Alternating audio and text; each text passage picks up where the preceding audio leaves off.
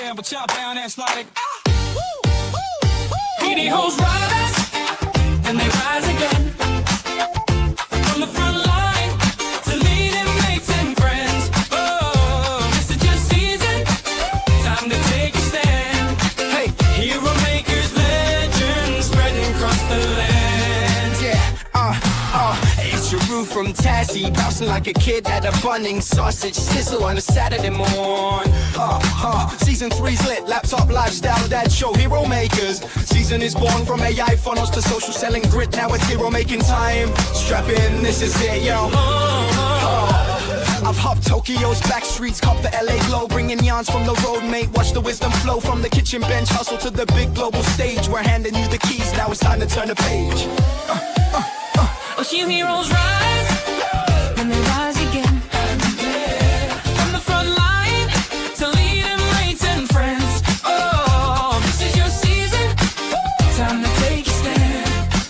Hero makers been spreading across the land. I I'm the pumped up platypus from Sunny Q, way more bounce than a kid who spotted the ice cream van. You see, two was your dad's mate, bringing boom sauce seed, helping legends step up, take the driver's seat. We're not just here to yabba raw, spin you a line. We're handing you the mic so your voice can shine. From Tassie to Tokyo, Goldie to Perth, hero makers worldwide, lifting leaders of worth. Jeff Rule's got the coffee, double shot made, I'm wide. They platypus at the pool party, still floating our tide. Jeff from barbecues to boardrooms, we bring the yarns and the tools, helping legends lead strong and break all the rules. See heroes rise, then they rise again. From the front line to leading mates and friends. This is your season, time to take a stand. Hero makers, legends, spreading across the land. Grab your brew, your notepad, and your crew. It's the Laptop Lifestyle Dad Show. Hero Maker season, bringing heroes out of you. Patty the Roo, Platypus bringing the tricks. Hero Makers podcast, your daily boom source fix. Then they rise again. From the front line to leading mates and friends. Oh, this is your season, time to take your stand. Hey, Hero Makers, legends, spreading across the land. Heroes rise, then they rise again. From the front line to leading mates and friends. Oh, this is your season, time to take a stand. Hey, Hero Makers, legends, spreading across the land. I'm gonna love that song. It's such a boppy tune. It just gets stuck in your head. It's a bit of an earworm. It's actually such a crazy song. I heard Sarah, I think she's heard it enough times that she was actually, singing along in the background without the song. It's like, yes, that's when you know you've got a good tune. G'day, guys. It's Jeff Ross here tuning in for our very first Hero Maker Summit. And I'm beaming like, nothing else right now because it's just, essentially, this is 17 years in the making. This is something that's been on my heart for such a long time, to be able to create a space where leadership can thrive. I'm going to bring up my awesome co-host and my team here for today to be able to help support this conversation. So we have Dave and Jade and Sarah. So I'm going to get themselves to share what they're most excited about. But we've been working pretty closely as a team now for at least 18 months. Actually, I think it's even longer than that, probably 2 years now. And both Dave and Jade, they came into the Laptop Lifestyle Dads community as students. I saw something in them and we started working together, and now we're partners, partners in crime, partners in business, whatever you want to call that. And it's an absolute pleasure and privilege to work with such an amazing team. And my beautiful wife, Sarah, who has been the champion, since day dot, has supported the team from behind the scenes. But what is even more beautiful right now is that we are in a space together where we get to partner on projects like this. And it's absolutely, truly exciting and blessed to be here. So Jade, I'm going to go to you, then we'll go to Dave, and then we'll close out with Sarah. I want to hear what you're most excited about when it comes to the Hero Makers Summit. Jade, over to you. And Jade, you're muted. Hit that unmute button, babe. Oh, how could I do that? Okay, good morning. Hello and welcome, everyone. This is very, very exciting. Look, what I'm most excited about is this is our very first summit for the Hero Makers, one of many, and we've got a beautiful lineup of some really incredible people, leaders, who are here to influence you, to offer you some beautiful value. And I'm just over the moon excited for everything that's to come for the next few hours. So let's go. Absolutely brilliant. And yeah, same here. We're going to go through our lineup of speakers in just a second, and we're going to kick off with our very first speaker, with Alexander Oxford. We're going to bring him up to the stage in just probably about 5 minutes time. But Dave, let's keep our answers short and sweet because we've got to get this show on the road. What are you most excited about? And Dave's going to be our guy who's looking after all behind the scenes with tech support, because that's his happy space.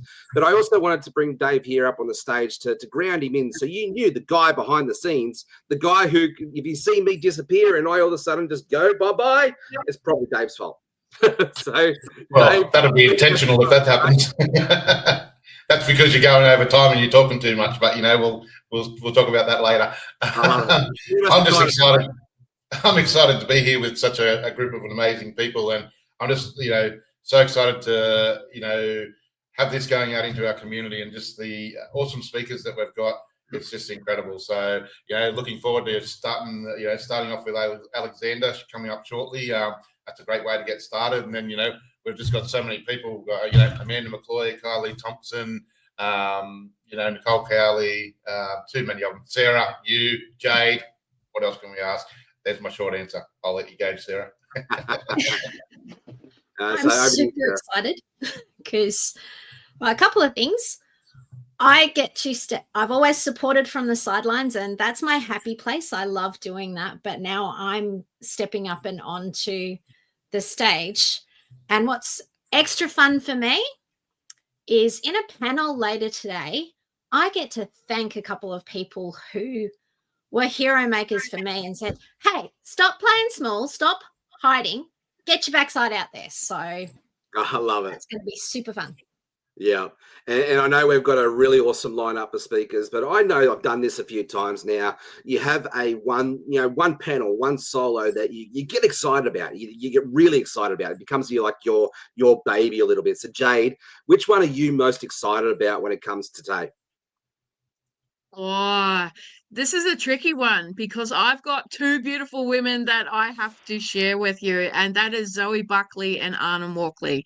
Two beautiful women who just excel in this space. Mm. And talking about Zoe, like the whole idea was birthed from the Hero Maker Summit was a roundabout a way on how we could support Zoe with learning boosters, but not in a way that we're supporting just her, but this whole idea was birthed from how can we collaborate together, not just serve Zoe, but serve our other clients as well. But hey, why not our partners and why not about people who have influenced our lives? And let's just go to town and look for a way to create a collaborative space that's serving the aspiring leader, that's serving the hero on their journey, that's serving the hero maker. And I thought a beautiful way, let's do the Hero Maker Summit. So here we are today. Sarah, you've got a couple of panels coming up today. Which one, if you had to choose one, I'm going to make you choose. Because I know that's a really tough question. That is because the four amazing women that I'm interviewing today are all incredible, and we're going to have so much fun.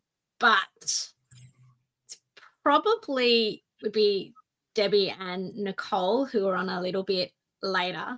And that's partly because of the influence that they've both had on me, but also they're my Canadian friends that I get to hang out with today. So I am grateful that it's early morning. It's morning for us, but it's getting into their evening. So I'm glad that they're hanging around for that. Yeah, well, it's their turn, right? I've gotten up at some 3 crazy hours in the morning, like 3 hours in the morning to serve the LA Tribune. This is my show. I get to run it at a reasonable hour this time.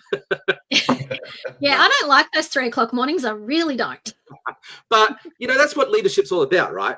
We do the sacrifice. We pay the cost for the greater good. And some of the speakers that we're going to have to you today, the through line is all about legacy leadership. It's about creating leaders for tomorrow. And you'll see a through line come through with every conversation. But one of the things I know about leadership on our journey for the last almost 2 decades is there's a cost to it.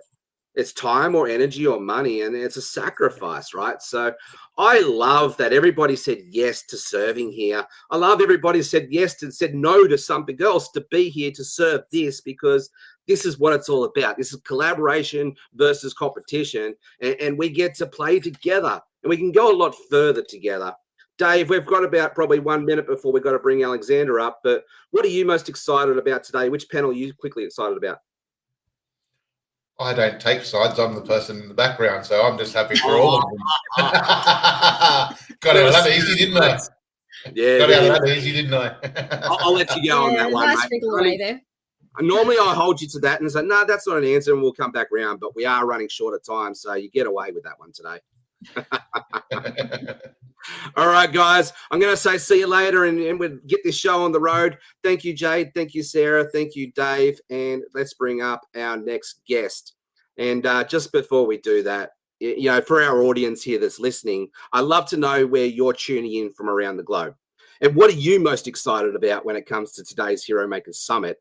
And this is an interactive conversation, guys. So please comment. We can see your comments here. Ask questions. Engage with the speakers here as well. And make sure that you've registered. Dave, if you could put the link in there. If you're watching this live and you haven't registered yet, please register, even though that we're going, because that'll help you to come onto our list and stay in touch, be part of the conversation, be part of the story.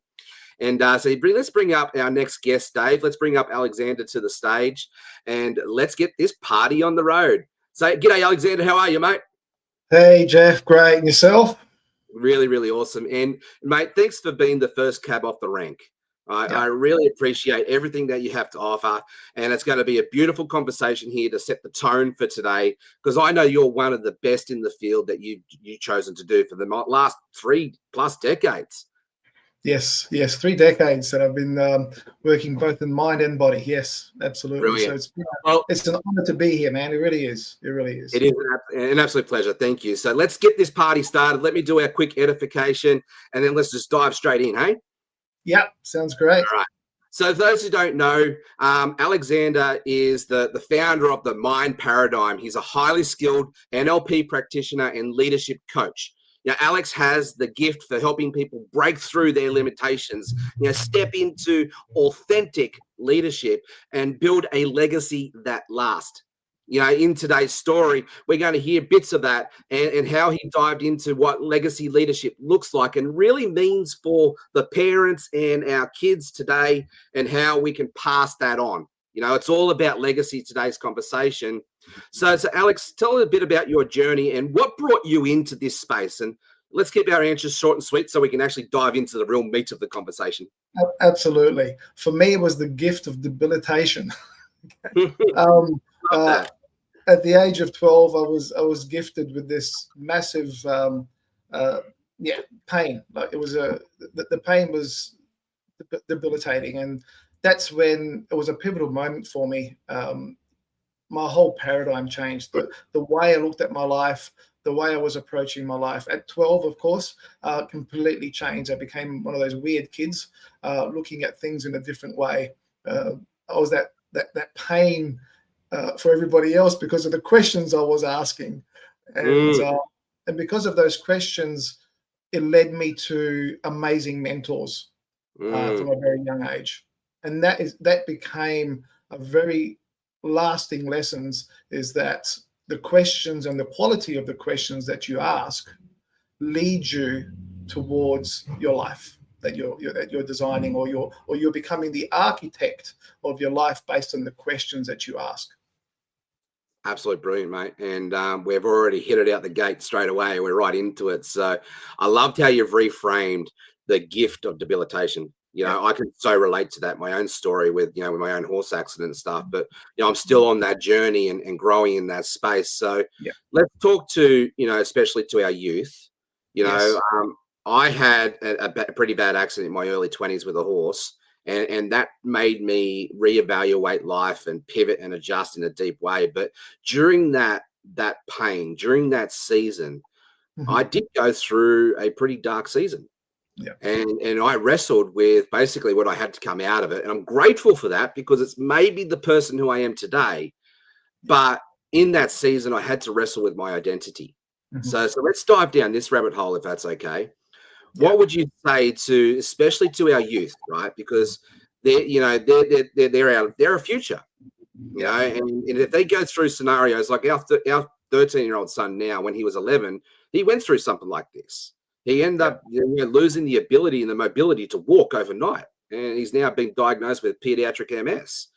So this is something that's really close to my heart, and I want to be a little bit selfish here for a second, but I know this is going to be really valuable wisdom for our audience.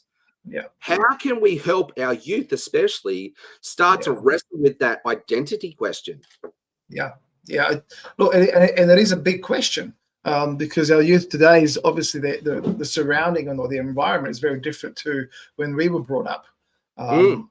So the question, well, if I go back to when I was 12 and went through all that debilitation and what turned me around, I remember crawling to the bathroom because I had to go to the bathroom. I didn't know how to move, so I had to crawl to the bathroom. And again, what came through me is, what is it that I truly, truly want? How do I want to feel? How do I want to be? How do I want to communicate to people? And that was all flashing through my mind. But the biggest thing is that I didn't want to just get rid of the pain. I wanted to get through it. I'm like, I want to become stronger. I want to be lean. I want to be the strong part was just kept coming up and kept coming up. And the thing is, for me, in order to be stronger, I had to change what I did, and I had to do it at a very young age. And I changed the way I communicated with my parents. I changed the way I communicated with my teachers. I changed the way I communicated with my friends. I changed my relationship with food, with television, because back then we didn't have tech, so it was television, right? The way I started moving my body was very, very different. And that problem there is no different to any other challenges. We have to completely change the way we communicate and the way we relate with our environment. The environment isn't going to change. We have to do the changing. That's sound wisdom. Yeah, the environment's not going to change. We are the one who have to change. Yeah. Very sound. So let's go a little bit deeper here. Yeah, I know you're a master in what you do. So what are some of the tips that we can give our audience here today? Some tangible takeaways to go into this conversation, to wrestle with this change, and you know, go into that space. I'd love you just to have 5 minutes here. Absolutely. So the biggest challenge a lot of people do make is that they look at their environment as being the thing that's going to shape them, or they look at their past as the very thing that's going to shape them. Now, once you do that, you've projected yourself in a certain timeline. And let me explain that to you. So a timeline is from day zero to now, or the way we look at our future, we see it through a certain, what I call a frequency, the radio station that you're tuning into. A lot of people may have a trauma in their past, and they're still tuning into that radio station. So when you're tuning into that, what happens is that you have no choice now but to look at your future through that frequency. And that's a big, big thing, because right now you have the opportunity to completely change that, because now your past is only a representation in your mind. It's actually existing in the now. When you look at your past, it exists now in the way that you view it. Does that make sense, Jeff? Yeah, that's a powerful statement. I love that. It exists in the way that you view it through the lens that you threw it. So it's a choice. It's a choice. It is. You don't have to look at your past in the way that you experienced it at the time, because the way you experienced it at the time, you were tuning into different things. You didn't have the resources that you have right now. As soon as you change those resources, you can change the way you view it. And guess what happens when you change? This is when we say things like, you need to get over it, or you need to rise above it. This is like your statement here is you get to choose your hard. I don't know if I agree with that statement, but there's some certain cliches that get thrown around for sure. Yeah, absolutely. But the thing is, if we actually go into our mind and we get over the problem, you actually see it from a completely different view. If you literally do that, if you don't just say, oh, I'm going to get over it, you actually rise above that problem, and you actually see it from a completely different perspective. What happens is that you'll start seeing different lessons. You start seeing different resources. When they come up, your past now has the ability to rise up with you instead of you bringing yourself down. Does that make sense? Yeah, it makes perfect sense. That's the biggest. Yeah, go. Sorry. Beautiful statement just come up here from Jane. You know, I've had so much trauma, and no one would, know because they say I'm strong when they know that they know it, they don't know something. So let's talk to that trauma response, because there is a trauma that we all have to go through when you're in this disability stage. I went through that, and I didn't go through it very healthy way. I almost tried to kill myself. I know, but being able to be in that position and go through that myself, to be the person I am today, I was able to help Harrison go through his journey with Yeah. his MS journey and be present and be dad and communicate it in a way that was really effective and empowering. And like I've got to remember now, like Harrison's only 13, but he's more mature than most 18 or 20-year-olds. And so like that maturity, that strength that he had to go through that season, and the resilience that's been created through that, it's formed him. Like it's formed him into the person that he can be. So this is a forming stage. Let's unpack this a little bit deeper. Yeah, absolutely it is. Because what you have to do is that you need to dig deep within yourself. You need to dig deep in places that you never thought existed.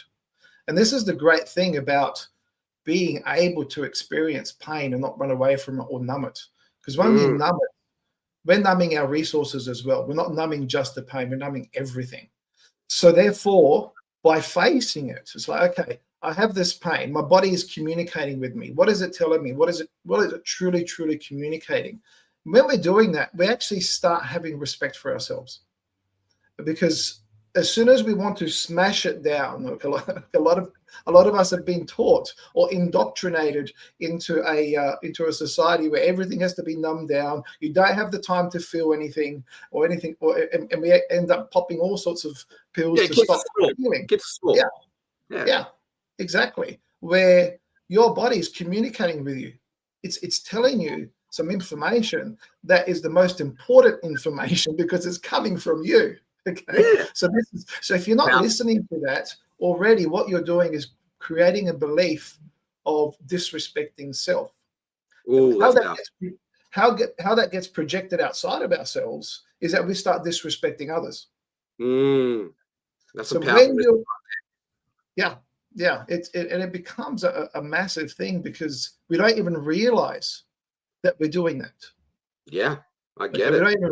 Because we're not specifically consciously saying I've got to disrespect myself. We're not saying that. It's not because that's not our intention. And I bet our actions do that, nonetheless. So, it was our thoughts lead to our actions lead to our results. There's some more in that, but that's pretty much a paraphrase of it.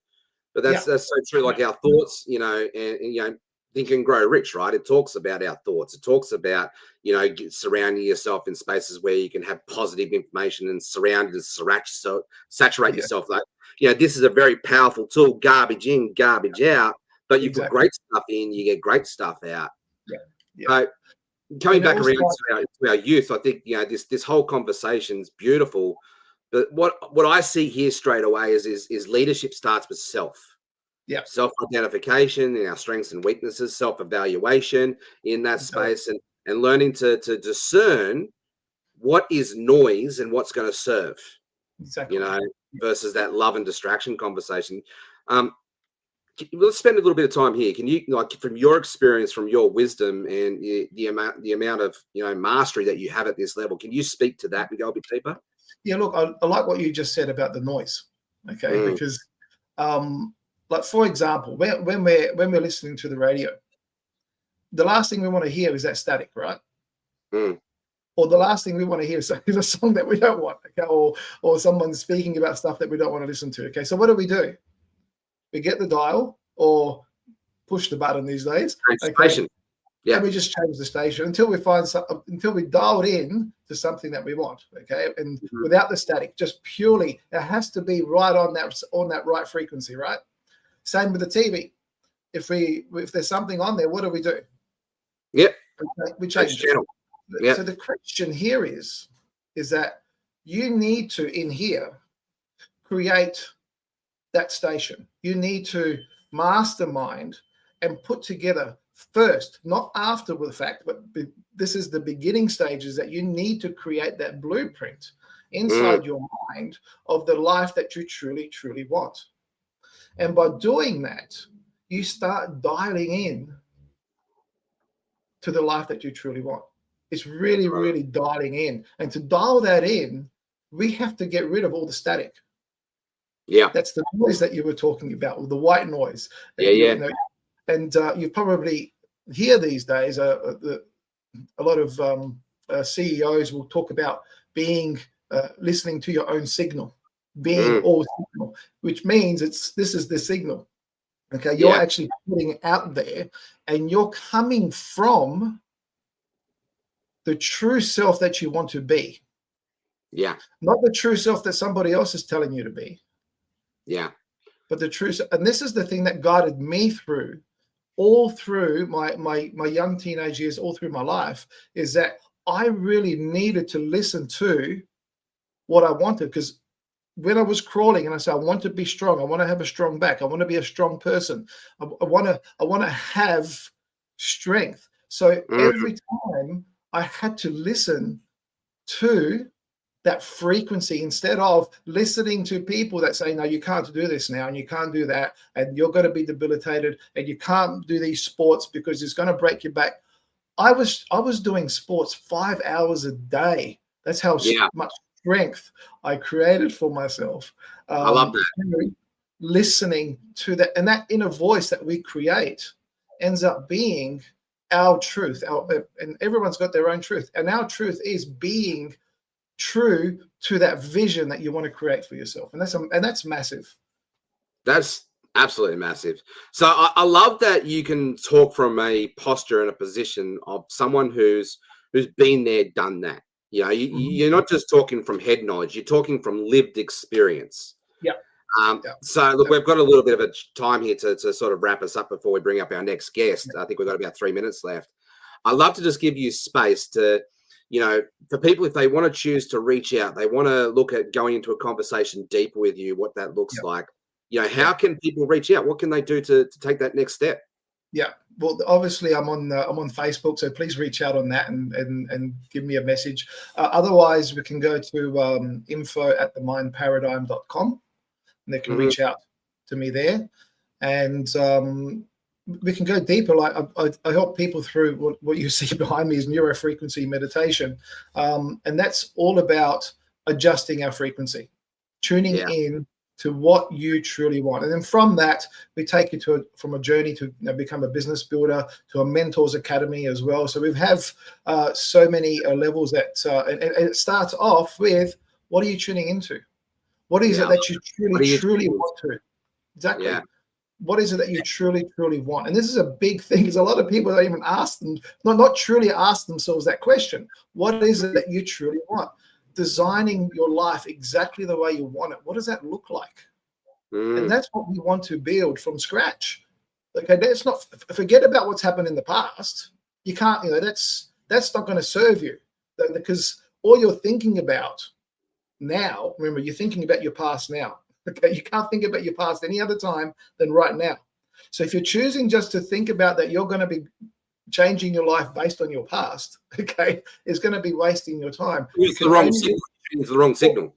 Exactly. So let's forget about that. Let's tune into what is it that I truly want to create. And then what happens is that with what we do in our meditations is that we help people rise above, and we completely change the whole frequency of past and future. The whole timeline completely changes. Love that. Based upon that. Okay. And that's what we need to build first, is creating or designing the life that we truly want.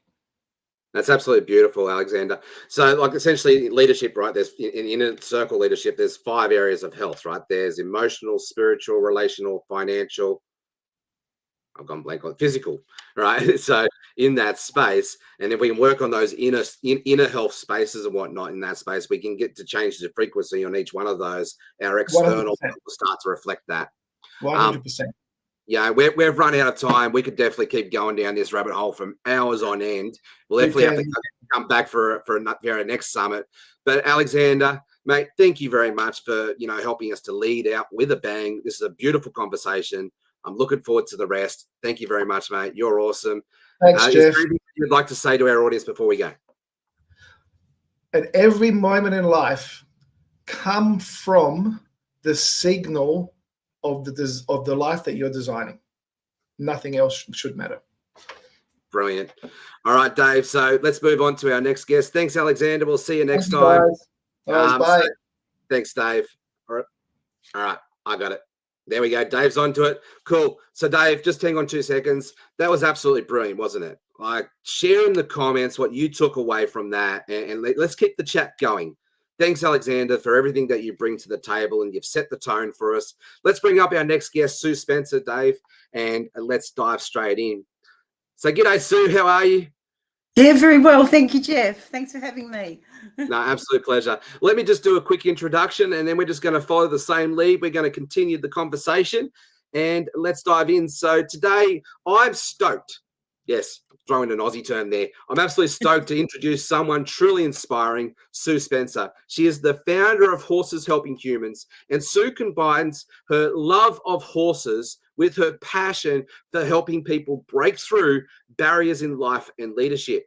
You know, through her unique equine assisted programs, she's guided parents, kids, and leaders to discover confidence, communication, and connection in very powerful new ways. But today, we're going to hear about her story and unpack what legacy leadership looks like when it's lived out through authenticity and heart. So, Sue, can you just quickly share your journey and how Horses Helping Humans came to life? Oh, look, it was really quite an accident, really. I have Love autism and that. ADHD, so I have a double, I'm called a double A student, and struggled desperately when I was young because, you know, back in those days, they didn't know what autism or ADHD was. So horses was my regulation, horses was my, you know, private place to go. And though I couldn't learn anything at school, I passed Mm, all my certificates at Pony Club and became very successful in eventing in New Zealand. So horses were obviously the place for me where I felt my most confident and I didn't feel judged. I then spent like 30 years in the fitness industry, but always had horses. And again, to manage my stress at certain times, I'd be spending time with my horses. And then it was after a diagnosis of breast cancer and really big surgery 25 years ago now, I started working with my horses and sharing what I've learned with natural horsemanship with some young people. And comments were coming back going, what's happened? What have these young people been doing? They're attentive, they're re-engaged back into school. And then youth workers found out. And then mm. next thing, I've had 4,000 young people through the program and Wow. huge changes. Youth Justice couldn't believe it. We've had you know, no more reoffending. We've had kids re-engaged into work, school, study. We've had families coming back together. Then it went into the corporate world. And by PowerPoints, I didn't have to have them here. I was teaching communication skills and awareness of how to read the person you're speaking to, like a professional horse trainer, like not the old way of breaking in horses. I'm talking the horsemen that they make movies about, Yeah, the yeah. famous guys, the horse whisperers. I was actually trained by Pat Pirelli. So, Yeah, well, you know, I was actually, before my accident, I was coined to be one of Australia's top horsemen in the Western world. But I had a horse jump on my neck when I was 26. So I'm very familiar. I used to break in. I probably broke in about 500 horses. So I understand the conversation intimately, what you're saying here, because I was bullied as a kid at school and my horses became my best friend. You yeah, they know, do. They and so do. what I learnt about horses, and I want you to dive into this as you're the expert. What I learnt about horses is about this conversation around energy and vibration. You know, like as a horseman, right? If I walked up to a flighty horse, you know, and I'm breaking it in, and they could sense it, right? They could feel the energy. They could sense my nervousness, and I'm scared and afraid. I had to learn how to step in there with posture and confidence, like I've done this before a million times, even though that I hadn't. So it's not about faking it till you're making it. I really believe it's about being it until you become it. And so I want to talk about this shift of knowing about our energy and our vibration for, you know, for this whole conversation around leadership, of course. But what insights do you have to share, and what wisdom can you share from that experience? Look, I think it's massive that emotional safety is Mm, not good. talked about enough. And I'm talking about emotional safety in homes, in friendships, in Mm, workplaces. You know, I'm talking top corporate here. People look, they're all professional. They're dressed in their suit and their tie or their lovely, you know, suits with their high heels. But if you don't feel emotionally safe, you are yeah. not going to be at your best. And I think educating some people, if you're a very strong personality type, you vibrate a really strong energy, right? But you've got that strong personality type, what we call the choleric, you know, the leader, Yeah. because you're meant to make people feel safe and lead them. You're not Yeah. meant to make them feel scared. It's that steadfast energy, right? It's I've got the Yes. ship. I'm confident. Let's go. I've got it. But when Yeah. their stress levels are up and they're pumping cortisol and adrenaline, that energy is too much. So you will shut down an introvert, and then they'll say, "What have you got to add to the meeting?" And of course, this person's going to be like, what happens? The blood starts to flow out of the front cortex of the brain because they're going into fight or flight Yeah, because the makes sense. energy. So I have to teach those very, very strong energy people. It's not hard. All you need to do is just say, "What have you got to add?" You just breathe out. Yeah. And then say, what would you like to add? And it's understanding, like when you're training different horses, you have to use your energy and read the horse. You have to use your energy and start to read the people you're dealing with every day. Another personality I have to teach is, of course, the sanguine, which is the motivator, which, of course, with ADHD, that's who I'm mixed with. And that's why teaching aerobics was really great for years. But energy, when let's I go. use that energy, Yeah. but when I use that energy, and if any of you out there that are like me, and if you use that energy too much, again, around introverts or a very strong extrovert leader, a choleric, they can't see your depth of character through all of that movement and all of that high frequency energy. So you've got to learn that your strength is your stillness. So when you're like this, you need to be still when you address these people, and then they get the depth of character and they hear your words. When I talk about our melancholies, which is our, real introverts, and our nurturers, when you feel stressed and you don't feel emotionally safe around a strong personality, you introvert your body language. Now, the brain of the strong extrovert will not hear the end of your sentence if your body language is introverted, because obviously it's not important. So there's so many different dynamics around what temperament you are and what is your conditioned response when you're under any stress or pressure. The choleric, I call them the sunny horse. Mine is which horse or pony are you? They'll instantly go hands on hips. No, that's what I said.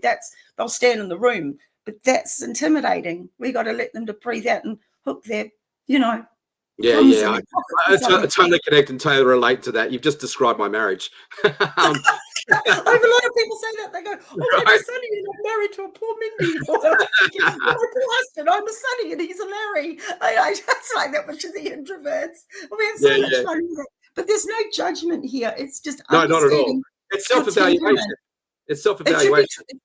Look, it should be taught at school that Yes. depending on your temperament, you're going to be, more sensitive to different things. Like if you're a choleric, like what we call the sunny horse, the leader, you're going to have a problem with frustration.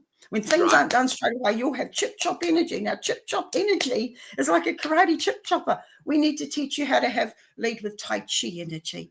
If you're what we call the phlegmatic, which I call the Larry Pony, the organizer, you'll get a bit defensive. Excuse me, I've done it perfectly. There's no need to question me, but that will trigger Don't defense, judge that me. Don't energy condemn me. Yeah. straight away. And if you're what we call the sanguine, the yogi pony, all of that movement and inability to have a focusing technique, you're not going to be heard. And if you're, again, the nurture and the melancholy, you're going to be more prone to anxiety because when you use this your body language is the precursor to what hormone your brain produces. So when you introvert your body language or you take it out too far, it's all polyvagal nerve. The whole thing feeds the brain. We are incredibly created. It is a miracle the way we're created. Instantly, your brain will produce the hormone your body language is telling it to produce. Right. So this is why learning, you got to learn what's your conditioned response through your body language that is triggering the wrong hormone at the wrong time, which is shutting doors of communication or fracturing relationships. I see it all the time. Right, powerful. And I want to jump into this and go a little bit deeper, if that's okay, because it's really important for self-leadership, for self-identification, to know our strengths and our weaknesses in that space. And I totally agree with you. This stuff needs to be taught in schools, but it's not. So let's see what we can do to help facilitate that conversation in the next 10 minutes. But what I know from starting an online church with my wife, Sarah, in the last 2 years is when we can get all types of energy, strengths working together, so like, you got the evangelist working, you got the teacher working, you got the prophetic, you've got the apostolic, and you've got the shepherd, those type of roles working together, you have a very powerful team. So essentially what you're talking about is disc profiling, but you've gone deeper into that space to interpret it in a way that people can understand from the energy space. You know, we've probably got about 7 minutes here to go into this space, but, you know, let's talk to the parents. You know, what can we do to empower and equip, you know, our parents of, you know, our beautiful youth for today to start this conversation with them in their own households, to help them to start to learn and even become aware of how we can shape the youth for tomorrow? Look, I think the parents definitely have to have some self-reflection about their temperament and how they come across when they're stressed. So one of the most important things I say to parents is you must create emotional safety in your home. And they sort of go, what's that? And I go, well, just the way you said that to me, I'm autistic. And it made my heart go fast. Oh, what do you mean? So as long as they can understand things like breathing out and leaning against a door frame or leaning back against the bench before you say something, it takes away all the intensity. Or learning, if you're more of an introvert, you need to stand like a little superhero so your children can start to hear your words and respect you more. There's a lot about creating emotional safety in that home. And then a lot of I'm talking about engaged kids that are at school, okay, with parents that are looking after them. They're pushing their kids into the wrong things. They don't understand their child's temperament. They have to understand, if they're an introvert, not to be pushing them to do all these, you know, things that are out of their comfort zone so far that they feel uncomfortable. They're probably going to be amazing at what they love to do. So let them focus on that. I, of course, work with a lot of disengaged young people. So bringing those families back together is all about getting them to understand the differences in one another, and look how all the horses live in the paddock together. They're all different colors, all different shapes, all different sizes.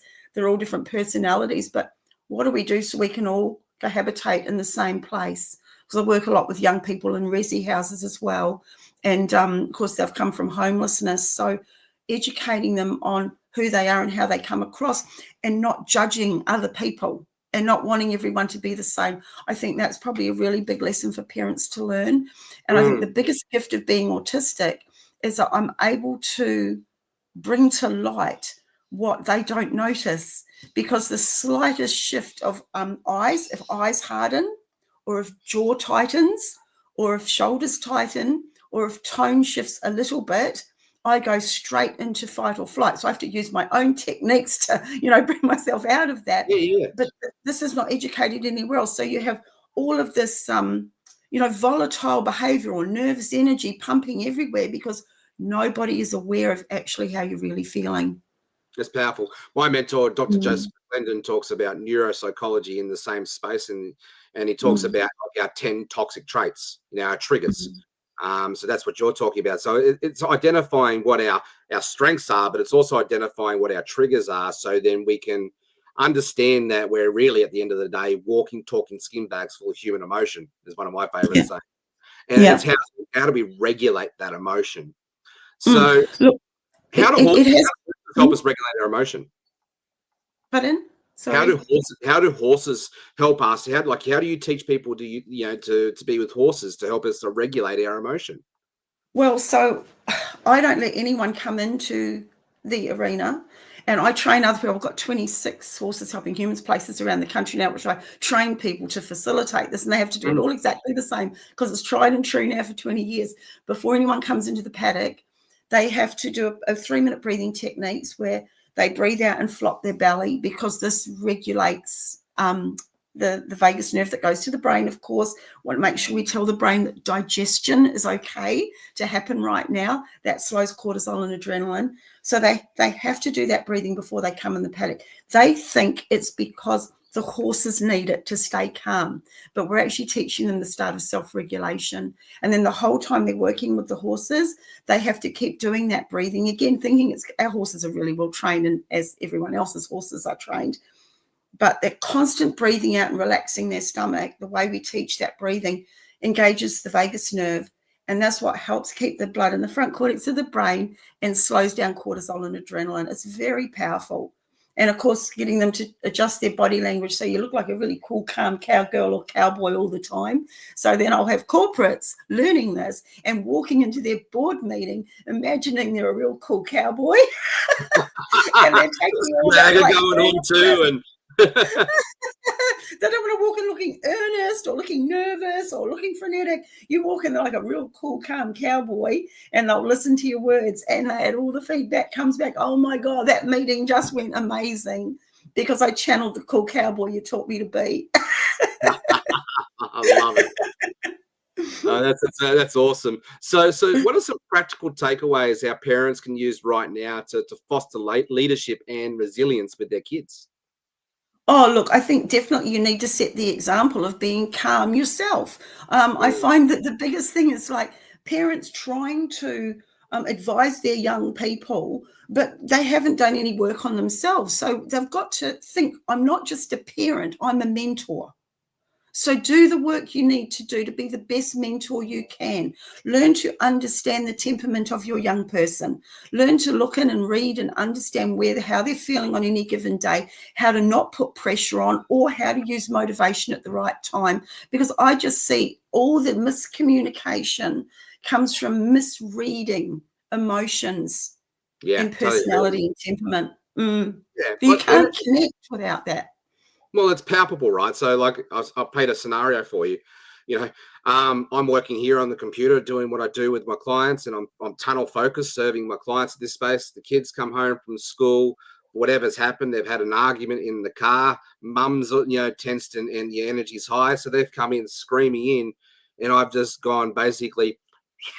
So to interrupt the pattern, I've whistled really loud and to interrupt the pattern, and I've just gone, guys, can we just calm this down a little bit? Can we just bring our energy down? So this is all about learning to be the thermostat, not the thermometer. And I know I'm probably one of the world's biggest hypocrites having this conversation because I'm learning to control my own emotional temper. But it's in that space where you can learn to either be the thermostat where you're setting the temperature, or you can be the thermometer where you're just reading it and be part of the conversation. Look, we've got probably about 3 minutes left before we've got to move on, but can you share some tips and insights to help us to regulate our emotional temperature? Look, the biggest thing, again, remembering that depending on your personality type, whether you're one of these or one of these, one of So these, it or one starts of with these. self-evaluation. Pardon? It starts with self-evaluation.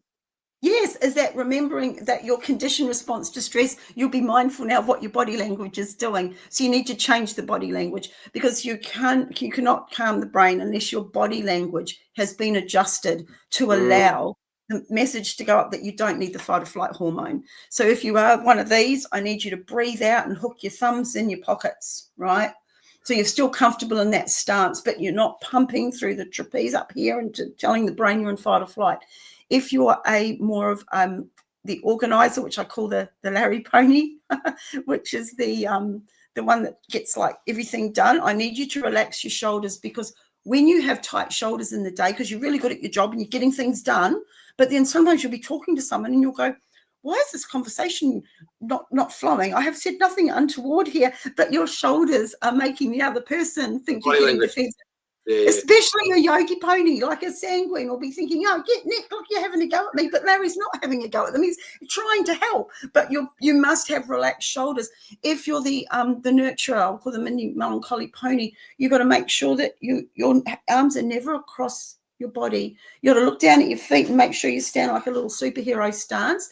Imagine you've got a piercing in your belly button and you're going to, or big belt buckle, and you're going to show it to the person you're speaking to, because then your self-respect comes out, because your hips will be in front of your shoulders, and relax your own shoulders. And for the sanguine, the motivator, I want you to breathe out and imagine you've got incredible laser beams and you're laser beaming the person you're speaking to, because then you will hold their attention and they will feel that you're listening to every word, and self-respect and respect will start flowing and they'll hear your words. Absolutely brilliant. So in the next couple of minutes before we move on to our next panel, how can people reach out to you? And if you've got a gift for our audience, free for all to share it now. Oh, look, definitely. Just through the website.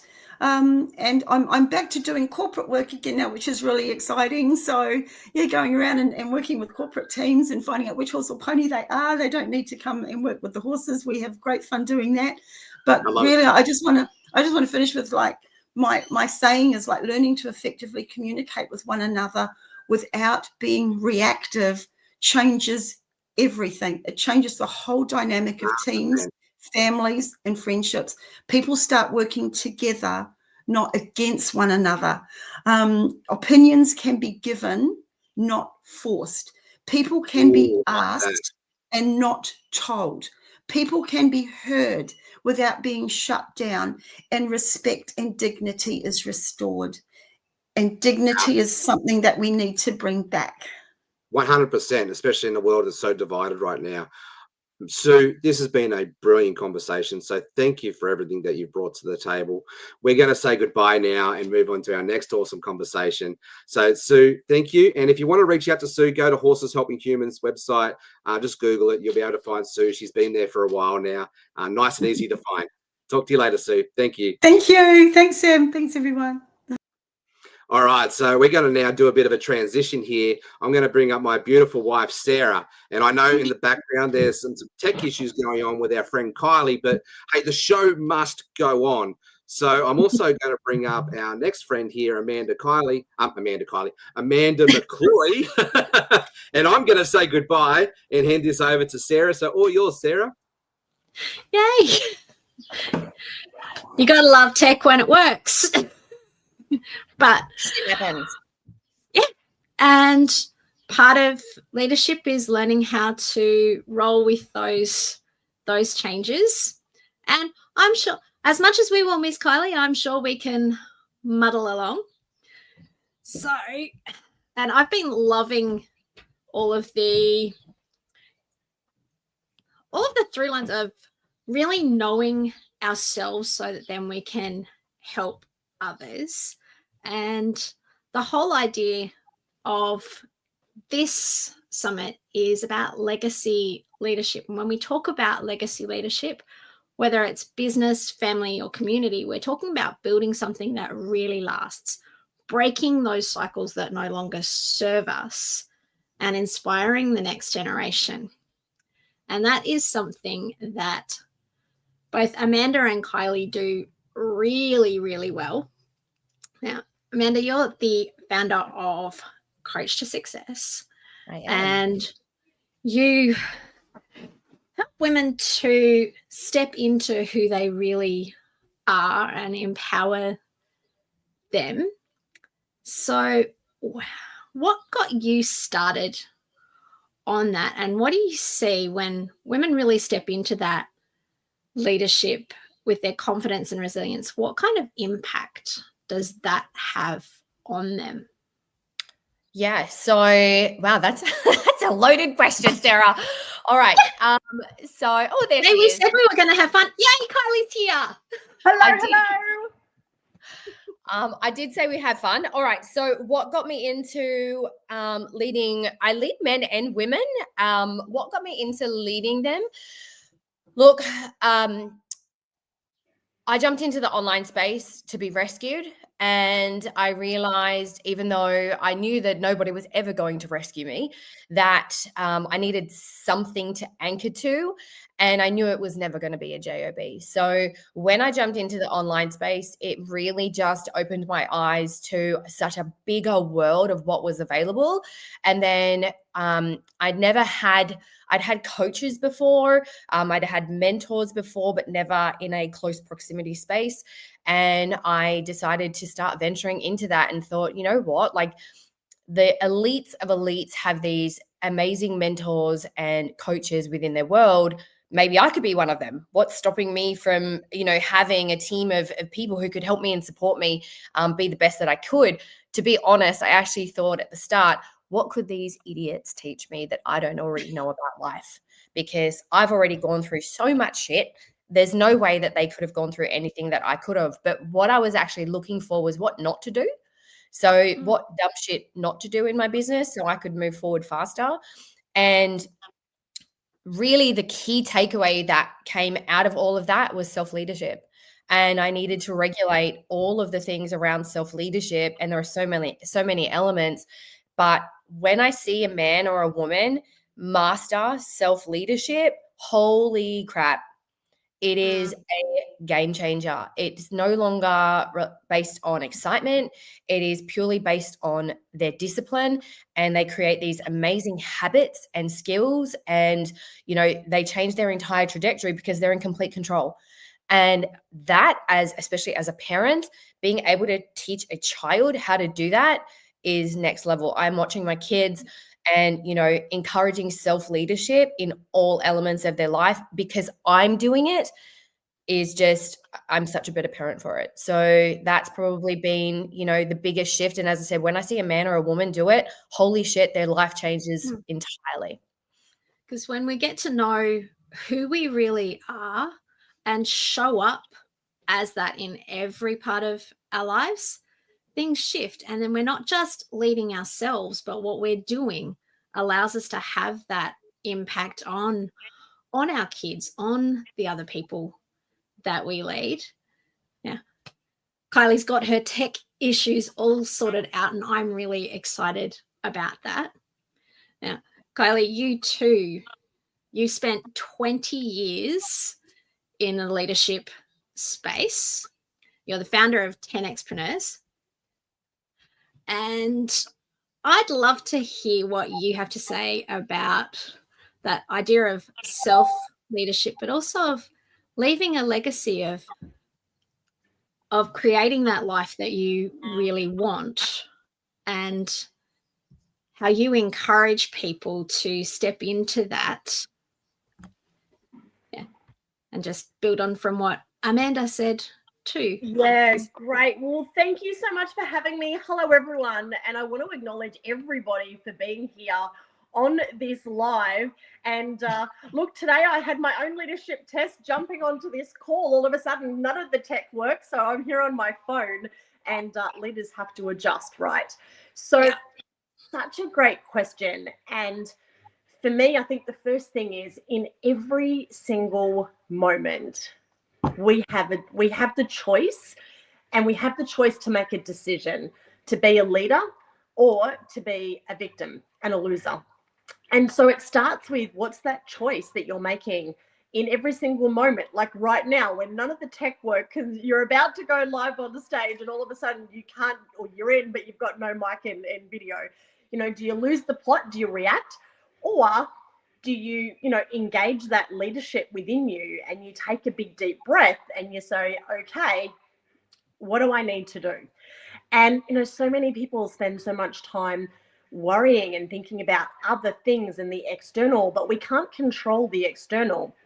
So your life and your business is a reflection of you. So it all starts from within, and that decision on how are you showing up and how are you being. And, I loved Alexander, talked about, what are we thinking inside of our heads, and asking better questions. And, I loved how Sue Spence talked about, our energy and communication. And Amanda, talking about being a parent. Like, being a parent is the best leadership lesson in life that there is, right? And so for me, I know getting 2 teenagers through the teenage tunnel of darkness, like, my goodness, like, that is the leadership lesson of life, right? For all the parents out there, I'm sure you can relate. And again, you can react, you can be a victim and woe is me, and oh my goodness, my kids are going through this and blah, blah, blah, blah. Or you can step up and be the best version of yourself, to be the best parent. And it doesn't have to be perfect. It's coming from that place of love, and in every moment asking yourself, how can I be the best version of myself? And when I was 5, I made a Girl Guide promise to do my best and help other people. And that's the philosophy for leadership that I now live my life by. So there goes Sarah. Hopefully that answers that question. Yeah, it did. And I'm guessing it's those values that you pass on to your kids, but also to everyone that you work with. Now, both of you are in that entrepreneurial space, and we know sometimes that can be a little isolating, but you guys both model collaboration over competition, and that working together, and you've both said it, of the working together with your kids to lead them. So how has that collaboration idea shaped your leadership and the way you support other parents? And how does that impact the legacy that you're building? And Kylie, we'll start with you on that one. Thank you. I love that. Well, first of all, I always come from the philosophy of it takes a village to raise a child. And, you know, I don't have all of the skills and experience to raise my kids. And as a single mum, you know, I'm already in the space of playing mum and dad. And so the first thing is knowing that it's okay that you don't have to have all of the answers.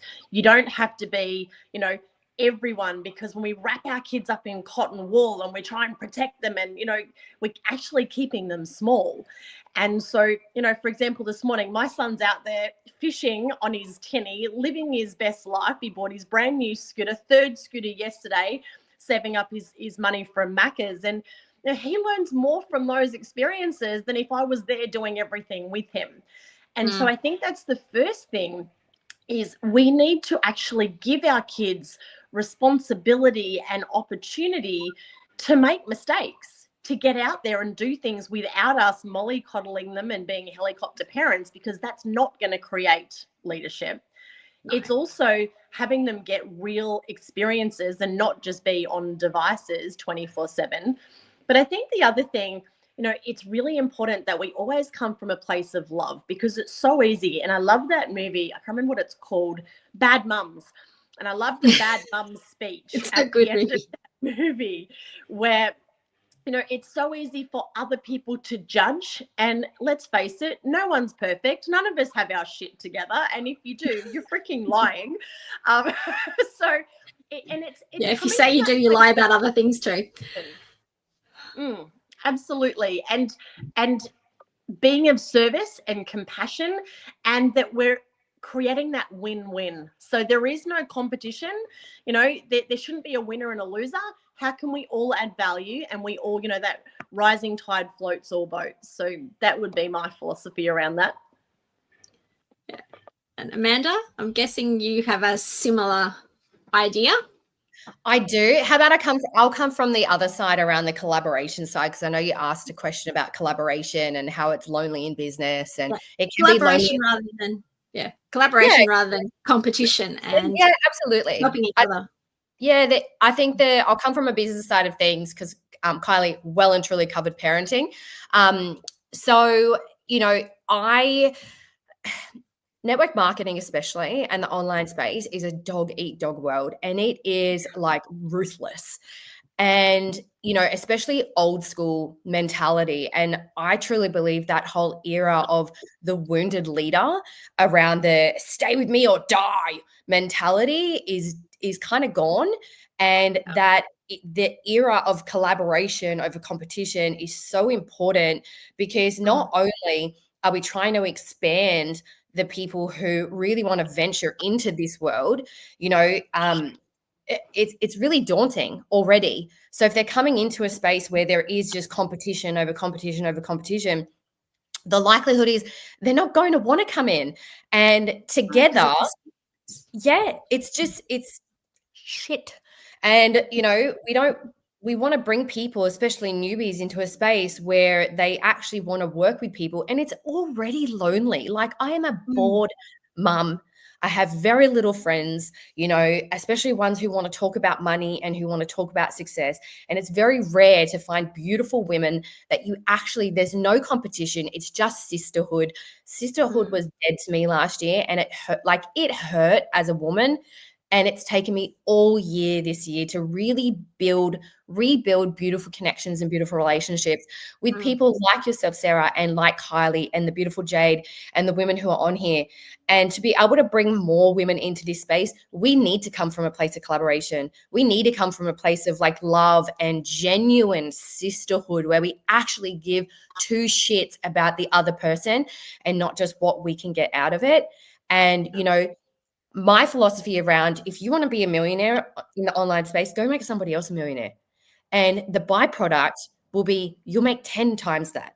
So, yeah, coming from a business side of things, you know, I'm sick of the competition. You know, I think we need to just those peeps out the door and come from this pure space of collaboration and consistency around that and freaking sisterhood. So yeah, I am all about, loving on other women. I don't care what you do as long as it makes you happy. And I think if we all came from that space of leadership, not only are we going to lead ourselves, we're going to lead others, but what about the other young women like my 11-year-old daughter who gets to see women supporting each other and women lifting other women up instead of tearing other women down? So yeah, coming from that space, I will collaborate with anybody. If you want to collaborate, jump into my inbox and we'll figure out a way where we can work together in some way, shape, or form. I don't care if you're selling dildos or books. We can figure something out where we can work together to make sure it's a win-win. I love that. And I agree. There is so much in the world that can divide us and pit us against each other, but there is way more that connects us and unites us. And being a woman in business, it can be lonely. It can be really tough, especially if you come from that, somebody doing the same thing as me is a competitor. No, she's not. She can be your best friend in that she can support you when things are going great or support you when they're not. And another woman might come at it from a slightly different angle. So I like to think of it as each one of us has our own unique gifts that we bring to the marketplace. And I'm going to be the perfect coach for some people, but for others, they're not my people. But I love that I know lots of other amazing women in this space that I can go, well, I'm not what you need, but I know Amanda is, or I know Kylie is, or I know Jade's the person you need to work with, or I know Nicole can help you figure out who you are and what to do with it. Debbie can bring you into the great big shine circle that is all about empowering women to be who they are. And amazing things happen when we're in that collaborative space. Now, Amanda, you said happily work with anybody. So, and I'll get Kylie to answer the same thing of what are you doing right now that's really lighting you up, and what would you like to share with our audience today? Oh, what am I doing that's lighting me up? I always do shit that lights me up. I actually don't do shit that bores me. I made a decision a long time ago that if it was boring, I'm out. Look, I run my program back to back. I don't break. I run it when I'm sick. I run it like I literally show up all the time. So in terms of, new projects or anything like that, I always have stuff on the go. You're not talking about an offer, are you? You're just talking about things that we're working on, Sarah? Yeah.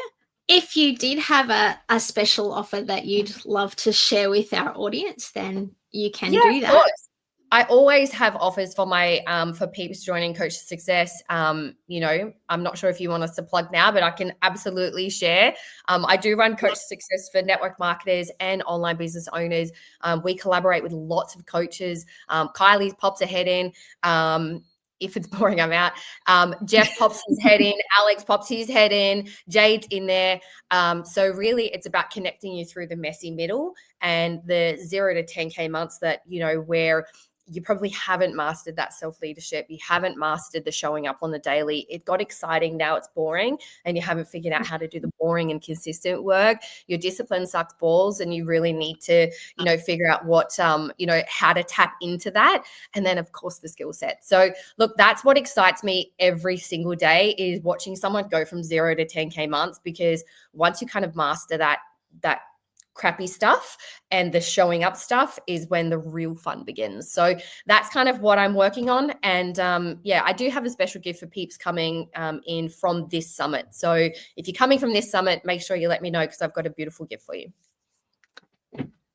So you heard the lady, make sure you let her know.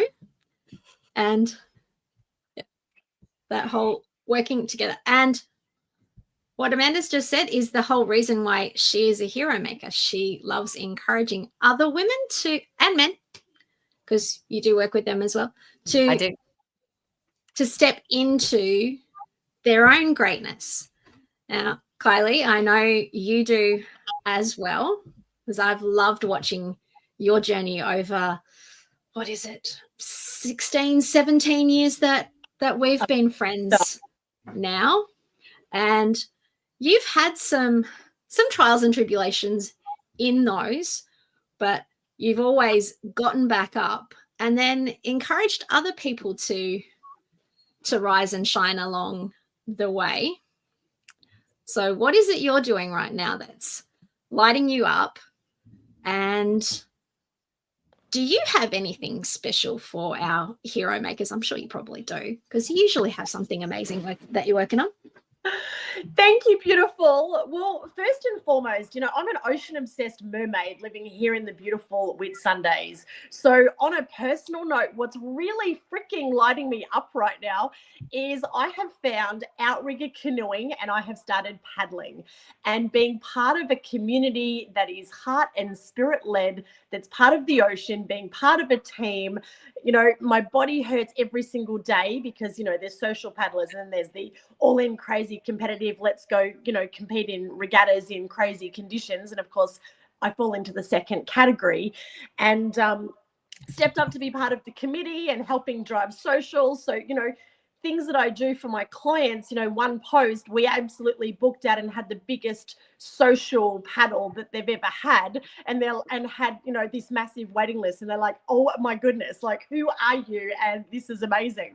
So that's what's lighting me up on a personal level. And I share that because, why are we in business? Why are we doing what we're doing? We're here to make an income and an impact, but it's also to create a life that we absolutely love.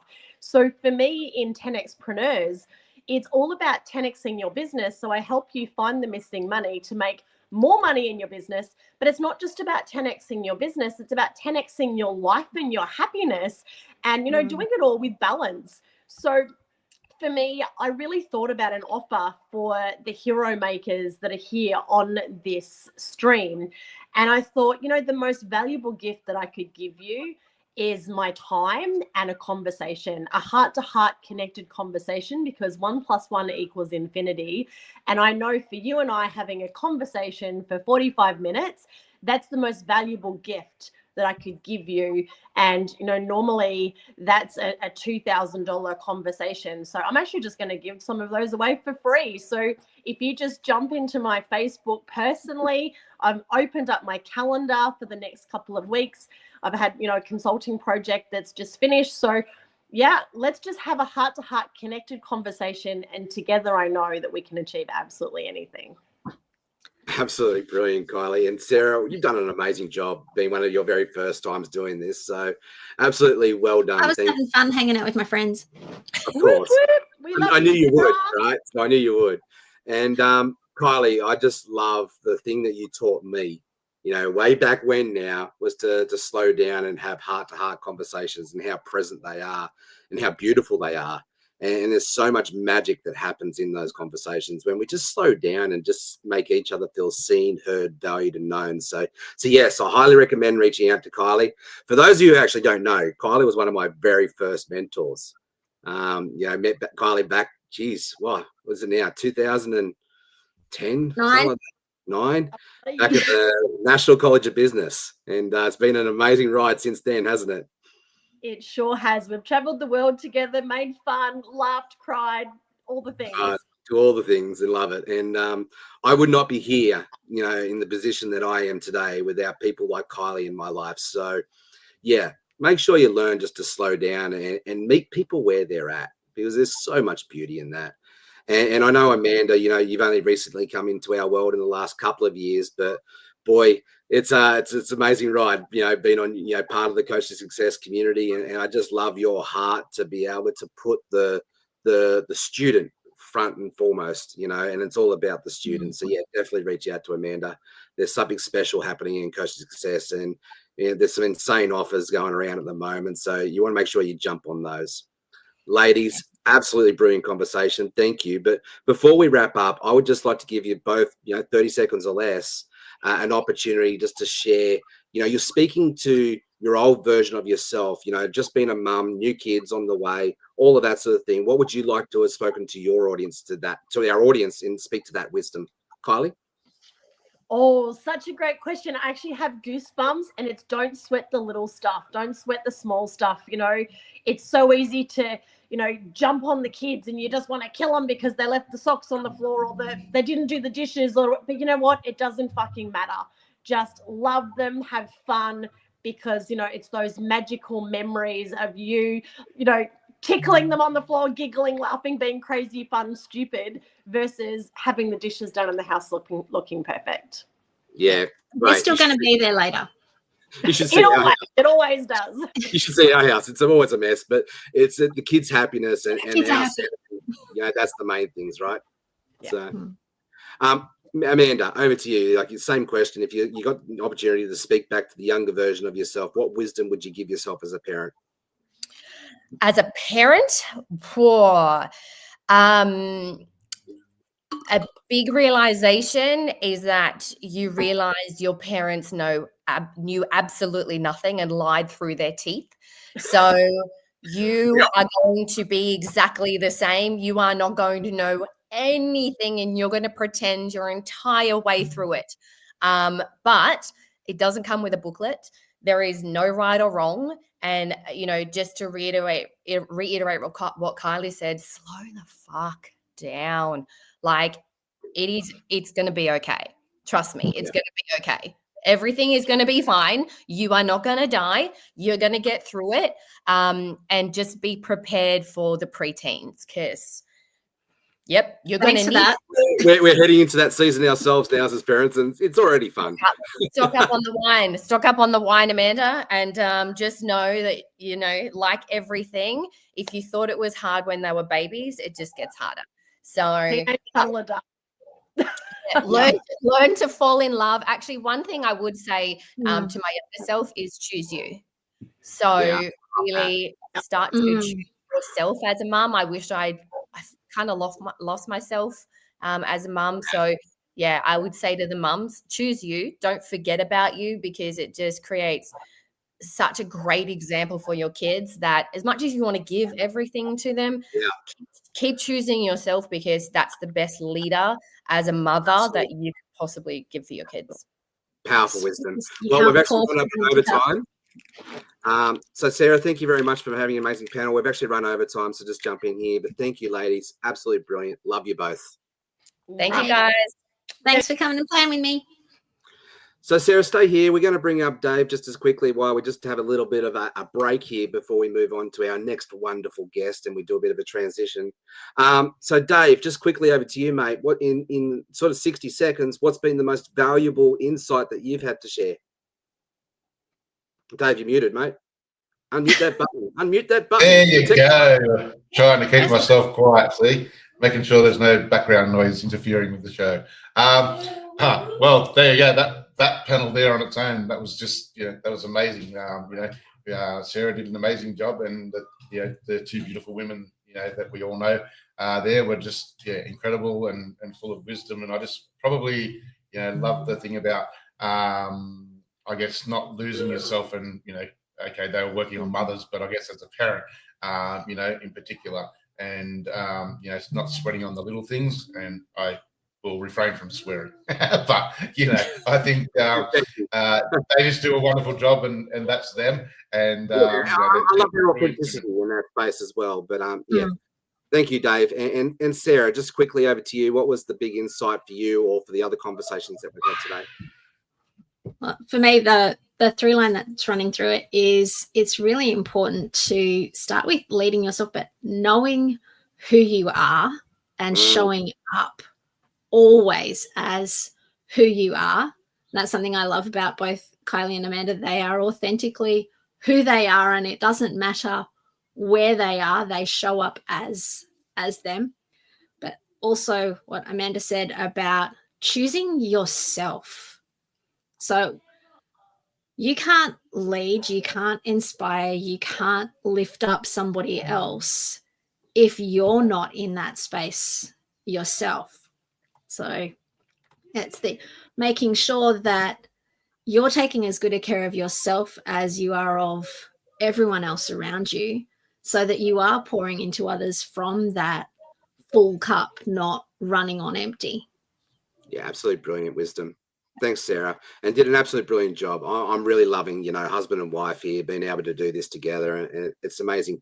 I really appreciate you. Who would have thought we could have fun working together? Yeah, who would have thought? Some probably would have said we're crazy, but anyway, we are. Once upon a time, we probably would have killed each other, but we've moved past that. We'll leave that conversation for another time. I'll catch you later, Sarah. Maturity. All right. Whoops. There we go. Sarah's taken off. I pushed the wrong button. You're supposed to get rid of me, probably. I'll probably wear that later on. No, I want you to stay. So, Dave, just quickly, we've got something really exciting coming down the pipeline. It's all about helping people to find their voice. Mate, you've gone through this program a few times with me, and you've actually been one of the key facilitators of this conversation for the last 18 months. So from your heart to the audience, why would people want to learn how to find their voice and become part of this new product that we're about to repackage and launch? Well, a simple question is, why wouldn't they? But, from my perspective, it really starts with the nuts and bolts and the psychology and everything else that you need to be, a great leader, great marketer, whatever you're doing at the time. And it just really teaches you how to get your voice out into the world. A lot of people struggle to be heard and just blend in with everybody else. So, this really, really gives you a great opportunity to learn how to stand out from the crowd and, just like I guess Amanda and Kylie do, be themselves and and create your own voice and become known for that. So, I just think it's an amazing opportunity. Thank you, mate. And it's been a privilege partnering with you on this, and Jade as well. One of our hearts here in the Laptop Lifestyle Dads community and now the Hero Makers community is to help people to find their voice, to elevate their voice, to lead their voice, to amplify their voice. So we've got an amazing product coming down the pipeline later on that we're going to help you to learn how to elevate your voice so you can rise above the crowd and go deep with your own heart and your audience's heart to be able to create that heart-to-heart connection. And to be able to, separate yourself from the noise that's out there. Can't wait to actually share that amazing offer with you coming down the pipeline today. And we do have another offer that we're going to close out with regards to the Hero Makers launch. So make sure you stick around. If you haven't registered already, please do so. Dave will drop the link in there. That'll get you on our list, and it will be able to be a way to stay a part of the conversation, stay a part of the community. And if you haven't joined our Facebook group yet, Dave will drop that link in too. Come join the Hero Makers Community Facebook group, and we'd love to see you in there. All right, Dave, we're going to continue this road, and I'm going to bring up my next guest. Thanks, Dave.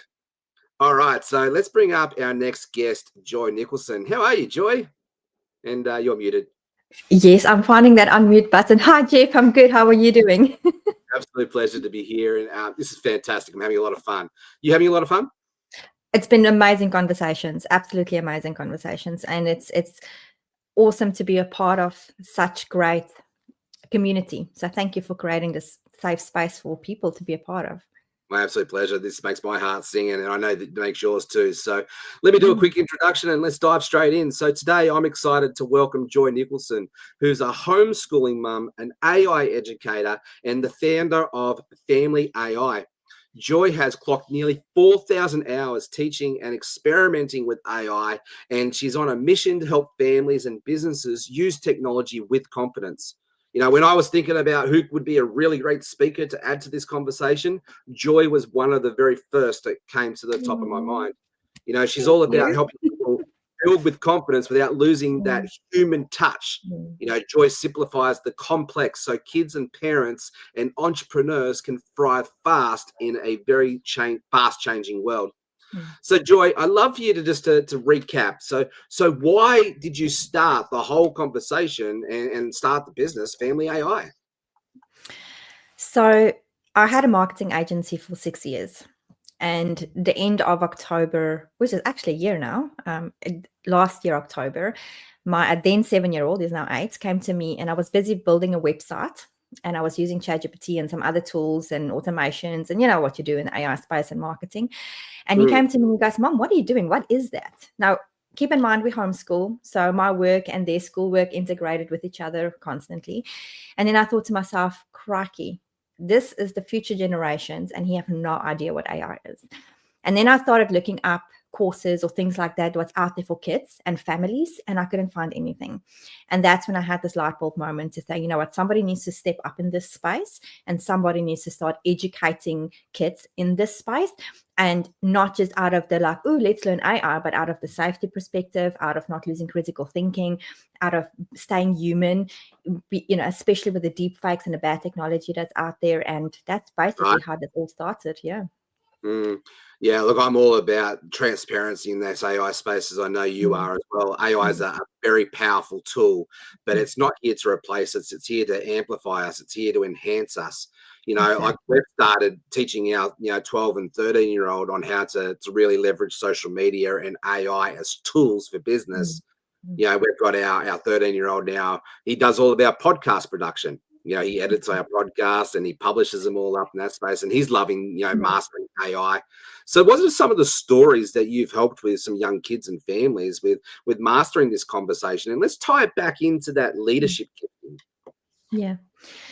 So with my journey and going through all of this and the transition from just introducing AI to families, and let's be real, people already know about AI. They just don't necessarily want to. Yeah, they don't want to just get deep into it, or they've got all these false beliefs about it. But one thing that I started to get very deep into is the gap, and this is where I've been talking to a lot of parents on this, is the gap between when kids graduate college or school and step into a workspace.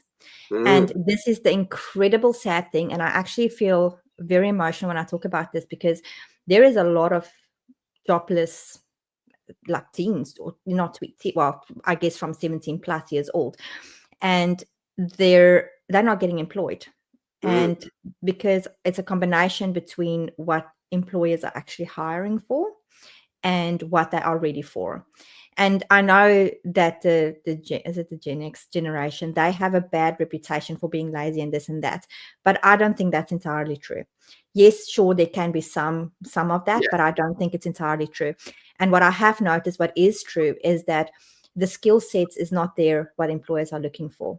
And this is where I'm trying to step into that space and help parents. And I'm going to be very transparent. I haven't charged anything for any of this in this space, because I really just want to have those conversations with people, especially parents, so they can start helping their children to transition into this. So I always say, go to Coursera or Udemy and go and learn a skill. You know, it's a very cheap way to learn a course that you can, I don't know, designing or video editing or law or whatever you think you want to learn, and go and learn that and get some courses behind your name, some certificates that you can then say to the employer when you're like 18, 19, hey, I've learned this outside of my schooling, and this is why I'm applying for this job. Absolutely brilliant. I love that. Actually, do me a favor. As soon as you get off this interview, reach out to Kylie Thompson and have a conversation with her and see what you can collaborate there. Because Kylie and I actually, about 3.5, 4 years ago now, we actually attempted to start a venture called, what was it called again? Kids in Business, or I can't remember the name now. I've actually gone blank. But it was all about serving young entrepreneurs and being a business coach for young kids and entrepreneurs and teenagers as well, especially. You know, teaching them those leadership and those entrepreneurial gifting, what they need to be able to step up in that. And I want to come back around here. Let's talk to teaching kids, especially leveraging AI, on how to be great marketers, how to be good at sales, how to be good at that emotional intelligence space, and some of those soft skills, which I believe in today's world we need more than ever, especially in this AI disparity gap that we're coming into. What do you do, and how do you help people in that space, especially kids, with learning how to master their own strengths? This is a really good question, and I really love this question. And I will give an example of what I've been doing with my kids, and I've been inspiring other families to do the same. So we went to, because we homeschool, and this is the beautiful thing about homeschooling, because you actually get to learn your kids. You get to see their type of skills that they've got. You know, are they analytical? Are they creative? What makes them excited? All of those things. So we actually started a sprout business, Jeff, growing sprouts. So we went to ChatGPT because, you know, kids, I don't know your kids, but my kids are always looking for ways to make money, right? So I was like, okay, let's figure this out. So we went to ChatGPT as part of our homeschooling curriculum, and that was last term starting a business.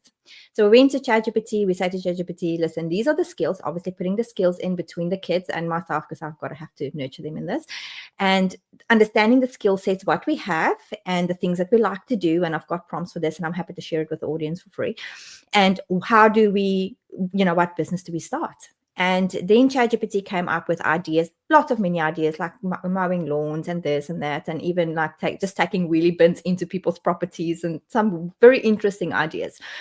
And then I said, okay, you know what about growing veggies? And it said, yes, veggies was actually one of them. And then I said, what about growing sprouts? Because growing vegetables takes long. You're not going to make a lot of money with that, you know, very soon.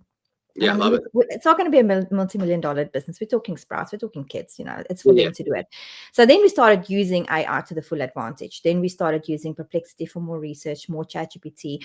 I started teaching them Canva. So they have their own Canva accounts now. They're creating assets. They're creating digital things. They're creating videos in there. They learn about branding, you know, colors, fonts, messaging, and all of that stuff. So we're now in the process of creating a little funnel for them and all of that. But it was just amazing. And most importantly, communication. We've actually been learning communication in our homeschooling for the last year. And that really came to practice. And there's a book called, was it 92 Tips and Tricks? I forgot what the book is called now exactly, but I'll drop the YouTube link for you guys as well, because it's on YouTube for free. And I have been teaching them these tips and tricks, and that came into fruition when we actually had to drop off Sprout and speak to people. And I had some really great compliments of people that's like, wow, these kids really know how to communicate. And like 8 and 11, it's not like they are like teenagers. And I've had these great conversations with people. It's like, how do you do it? I'm like, oh, just go and learn about this book. Or, you know, we learn ChatGPT, and we're having these amazing conversations with parents on it. So yeah, so that's how I want to encourage parents, is to not just see AI as this tool, but to see it as a study buddy and as a partner for creating a business that your family can do. And literally, I mean, you know this, out of a marketing point of view, to start something like this would take you like 5-6 months to get it going. I know, right? Yeah. So I can guess how long we started. It used to take 5 or 6 months before AI. Like, it used to take 5 or 6 months to do it. So I've done it a few times. So take a guess. Jeff, do me a favor, take a guess. How long do you think we started from the concept to actually launching and making our first sale? How long do you think it took us? In today's world? Yeah, with the AI stuff. Using AI, I would say a week. It took us 2.5 weeks, but also we had to order the seeds. Right. And okay. create the things. Right. I wasn't considering that. Yeah. I love it. Like, you know, AI has changed the game in this speed to implementation space. You know, it really has leveled the playing field for those of us who know how to use the tools. And I love that you're specifically focusing in on youth. You know, for the heart, I can see that your heart is to help with the you know, the jobless in that space, to be able to equip them and empower them. And this is why I had to bring you onto this conversation, because I see you as a hero maker, right? A hero maker is someone who's about creating leaders who create other leaders who create other leaders. So let's speak to that a little bit. What's some wisdom that you would love to share with our audience about, you know, creating leaders who step up and create other leaders, not just followers? Are you there? Jeff, you froze. I froze. I think, no, I'm still here. All right, let's just try this. It's all working. Okay. Sarah, I'm bringing you up to the stage. Am I working okay on this end? Yeah, it looked to be. Okay. I was watching you over on Facebook. Yep. So Joy, you still there? I am here. Okay. All right. So we've sorted that tick issue out. So obviously a bit of an internet delay. It was working on my end. But come back to the question. I want to talk about you know, why I wanted to bring you on here is because I see that you're a hero maker, especially for, you know, the younger generation, you know, equipping leaders to create other leaders who create other leaders, not just create other followers, right? But I want to, you know, if you had some wisdom you want to share to our audience, especially our parents who, you know, have a potential, you know, hero maker on their hands, what is some wisdom you would like to impart to our parents? Support your children's ideas, because I think a lot of the time parents are exhausted. They're tired. I mean, we've got a 2-year-old in a mix with all of our crazy things. So the exhaustion is real. I understand it 100%. And I think as parents, we don't always listen to our children. They will come up with ideas and we don't always think about listening. We're like, oh, just this or this. But I think, and it's not just, I'm not saying support every crazy entrepreneurial idea that your kid have, but it's also quite biblical to have a business. And I think, and I don't know about you, Jeff, but I know a lot of kids whose parents aren't entrepreneurial, but they are. I know, right? So I think personally, I think you're born with some kind of spirit in you to be entrepreneurial, right? And not to get woo-hoo about it, but and I think as parents, we need to support our children with those and go to the AI and explore it, because before you'll be stuck with it. You're like, oh, well, I don't know. I'm not entrepreneurial. How do I do this? Familiar with it, right? So getting a familiarity with what is actually possible in that space. And that's why we need people like yourself to help, you know, empower and equip our parents to become familiar with the possibilities that are there. You know, for example, our young son, Lachlan, our middle child, he's got a real creative gift, you know, in that space. He loves art. He loves music. And so much so now we've encouraged him to, you know, I've taught him how I did the little song, you know, with the Laptop Lifestyle Dad song there. And so we're playing around with Suno.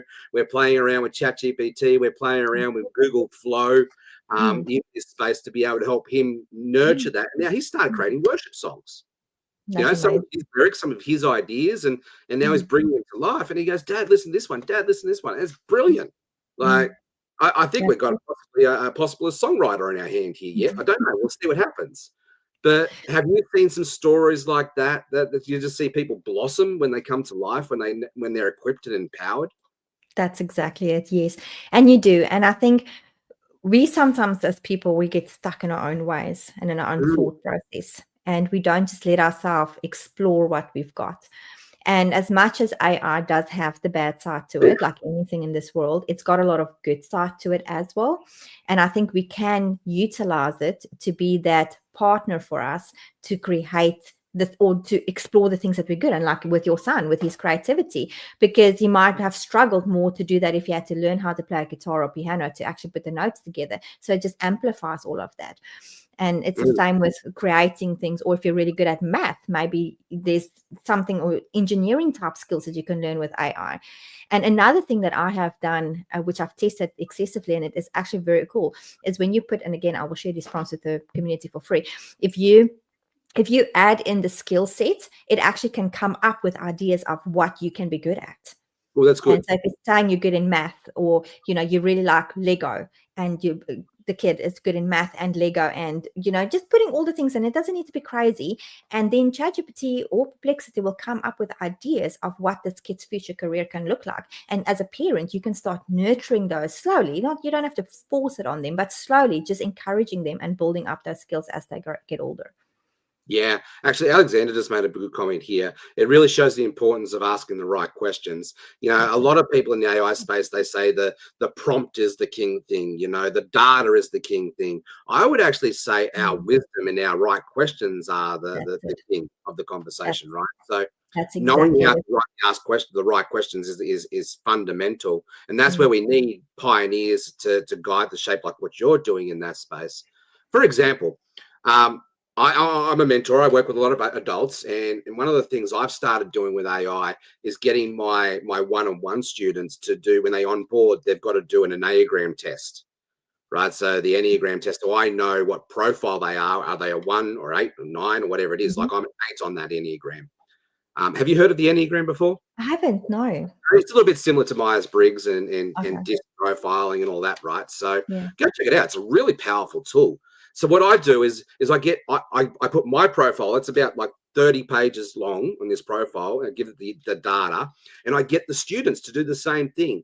and then I can tailor and shape my coaching and mentoring to their specific needs and know what their triggers are. Good. And it's so fun. Sarah and I did this as a married couple, and so it's helped our marriage, blossom in that space. Do you sort of leverage AI in that way to help people to identify their personality styles, their strengths, their weaknesses? And if Yes. so, do you have any wisdom you can share in that space? So the Myers-Briggs is what I've learned from the past, and I actually learned this trick from Jonathan Mast about probably a year ago, where you enter your Myers-Briggs into that, and it will actually come up with your brand voice. Obviously, it's a little bit more to that. There's more prompting involved, but and that's pretty amazing because what you like, as a marketer, your brand voice is important because you need to stand out in a very busy online space. And that is one of the things that really amplifies your brand voice, is by actually learning or teaching the ChatGPT or Claude, whatever you like tool you use, to identify with your personality type, and your brand voice comes out so much better doing that.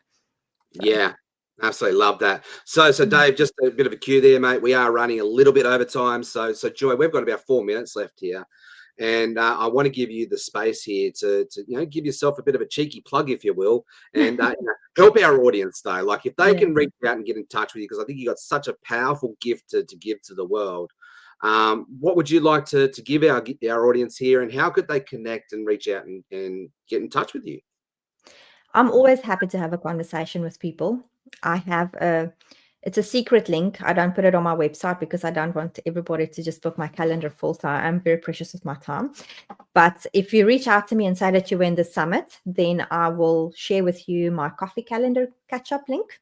And then you can book a conversation with me and we can have a conversation.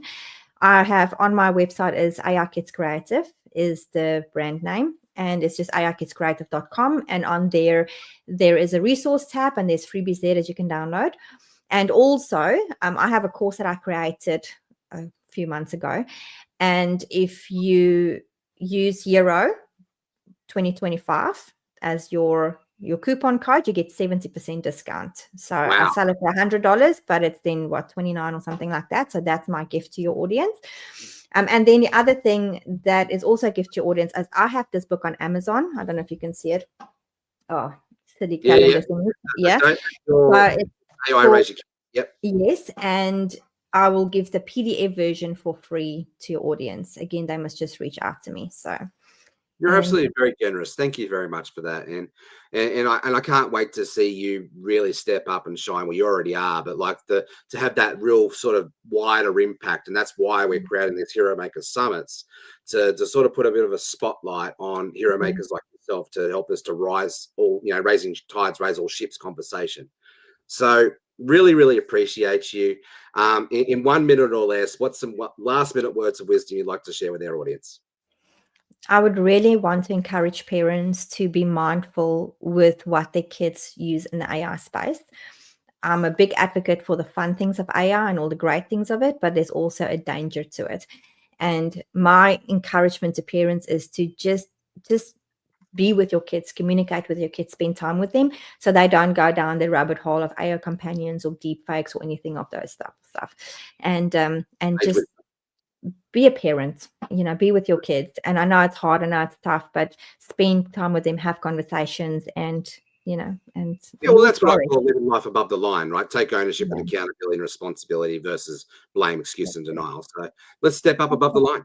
That's it, exactly. And our next generation will flourish by doing that, guaranteed. Yeah, Joy. Absolutely. Thank you very much for jumping on to our inaugural Hero Makers Summit. I look forward to bringing you back another time soon. It's been an absolute pleasure getting to know you. Thank you. Bye. All right. I'm going to bring up my co-host here, Jade Winsley, who is the Lux Lioness of the Laptop Lifestyle Dads crew. And Jade, this has been absolutely brilliant. My heart is beaming. This is exactly what I envisioned would happen.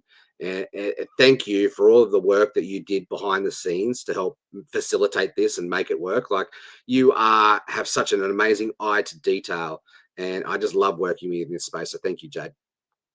Thank you so much. No, it's been a brilliant morning so far, and just some really beautiful people on here. let's roll with the next guest. Let's continue. All right, I'm going to go now. This is all over to Jade, and I'm going to bring up our next guest, which is Zoe. Hello, Zoe. I will just wait for you to come Hi. on. Hi. Hello.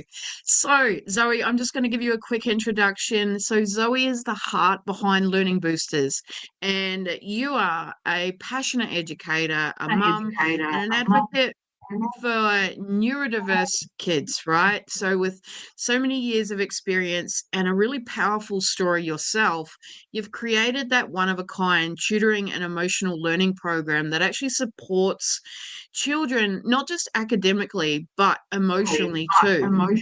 And your work is actually helping families move from that stress and that struggle right to confidence and clarity, right? And you're here today to share that magic with us. So, Zoe, thank you for being here. I'd love for you to give us a little bit of a background story on how Learning Boosters came to life and your part in that. Thank you so much, Jade. It's wonderful to be here with everybody. How Learning Boosters came about. Well, it's kind of like, the caterpillar in becoming the butterfly. I think all my early experiences, I was brought up in a very, what's a nice way, very traumatized, I'd probably call it. I had learning difficulties myself, self-worth issues, all those sorts of things. And learning was really difficult for me growing up. So for some reason, I went into teaching. Don't ask me why. I started off with performing and then I went into teaching. And I've spent a very long time in the actual education system and found that it really doesn't work. I'm not saying that as a broad blanket thing. There are kids in there that thrive in that sort of environment and they have the personalities for that sort of environment. But I would probably go so far as to say 70 to 80% of kids don't thrive in that environment. So I left the teaching fraternity and decided to branch out and do my own thing, because what I saw was that most kids that have a learning difficulty, and disabilities is a different kettle of fish, a difficulty is there's an emotion attached to that. It can be trauma based. It can be the teacher just simply telling them to hurry up, and then they deduce from that, right or wrongly, that they're no good at that particular subject, or they're behind their friends. We all have those friendship groups, and they're actually behind and they notice the difference. The other thing I found that there was a lot of trauma based, because kids these days, there's so much that's fired at them. There's perpetual amount of noise at school, at home, when they go out, when you go into a shop, there's loud thumping music, all the rest of it. They're bombarded, and most kids don't yet have the brain development to process these things. So it goes into their bodies, and it goes in, and the brain is the main area that runs the body, and it goes into their brains, and they can't work out what to do with that information. So it comes out as behavioural issues, it comes out as learning issues, and it can even come out as learning difficulties, because these stresses can go down to a cellular level and can change who we are and what we were originally made for. So my technique is not just about learning the subject. It's about understanding that child, understanding, or young person, understanding how they would learn, that they might learn differently to somebody else, and that's okay. That every question that they ask, there's no silly questions, and that they have a right to learning just as much as anybody else does. So there's quite a bit involved in there, Jade, and it's happened over, I'm nearly 60 years old now. So it's happened over my whole lifetime. I've also realised that my early childhood, my traumatic early childhood, I had that for a reason. And the reason is why I'm doing what I'm doing now. Because most of the kids I work with are traumatised, wards of the state, They don't live with their families anymore for one reason or another. Or kids that do live with their families but are in a traumatized environment. And most of the times I understand exactly what those kids are thinking, what they're feeling, and what they want to do. And I say that to them, you're thinking this, you're feeling this, and you want to do this. And they go, you know. And I go, because I've been where you are and I understand you.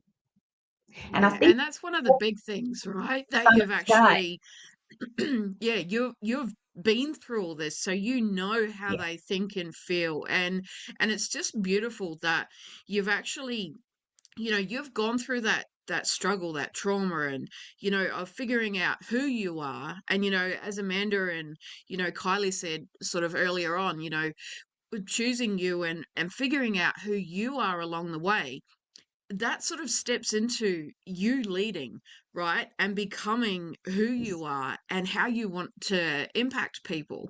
And, you know, if like if you were to, you know, talk to any of these children, you know, and maybe they've got those learning difficulties, what would you say to them if they were interested or showing signs of that creation of being that entrepreneur, because they are so talented in themselves, right? So what would your advice to be to them to actually, empower them to fulfill their dreams? I think the first thing is to understand who they are, where they're coming from, why they're coming from there. So you've got that very much, and we've talked about a lot today in the summit, communication. It's Yeah. understanding them. Now, to do that, you need to put yourself aside. So you need to put your own ego, your own interpretation of what they might be thinking and feeling aside. And you need to have that open communication. You need to know what makes them tick. And if they are wanting to be an entrepreneur, I mean, Joy's come up with some fantastic ideas on that front with AI, and AI is a marvelous tool. And actually, I'm going to get in contact with Joy because I'd like to learn more about that myself, because that's where teaching is going and learning is going. And I think AI could be a great tool for that. But I think as far as the business front goes, you have to have the right sort of personality for that. And the other thing is that it might not be that they start off in the business world. Like I didn't start off in the business world. I never thought I would own my own business and be successful at it. I think you have to start somewhere where if you're a creative, you have to know that that's really what you want to do. You have a love for it, and you can develop it from there. So kids are very complex beings, or human beings are very complex beings, but kids have that extra thing, they don't know where they fit in the world. And the Yeah, job that that's we right. And need to do as adults is to guide them. Don't tell them where they need to be. Don't tell them what to do. We guide them. And that's the other thing that's really come through the summit as well. We're not here to tell them what to do. And most kids will just shut down because they don't want to listen to you. They've heard it all before. So we need to find a slightly more creative way as an adult of talking to those kids and asking them. They already know pretty much who they are and what makes them tick. They want to know why they tick that way, or who they are, why they think these particular things, why they're not fitting into their friendship group anymore, and they might have moved on to some other friendship group. So there's lots of complex things involved in there, and we really need to sit back and listen. Not listen to reply, but actually listen to what the kids are saying to us. yeah, exactly. And, I think that probably leads into this next question, which would be, what's the biggest leadership blind spot that you see that are holding these kids back? I think it's the system. I think it's the education system. It has to change. Kids go into a room, they sit at a particular table with their name on it. And now I had a discussion with a teacher the other day, because I do go into classrooms to help kids.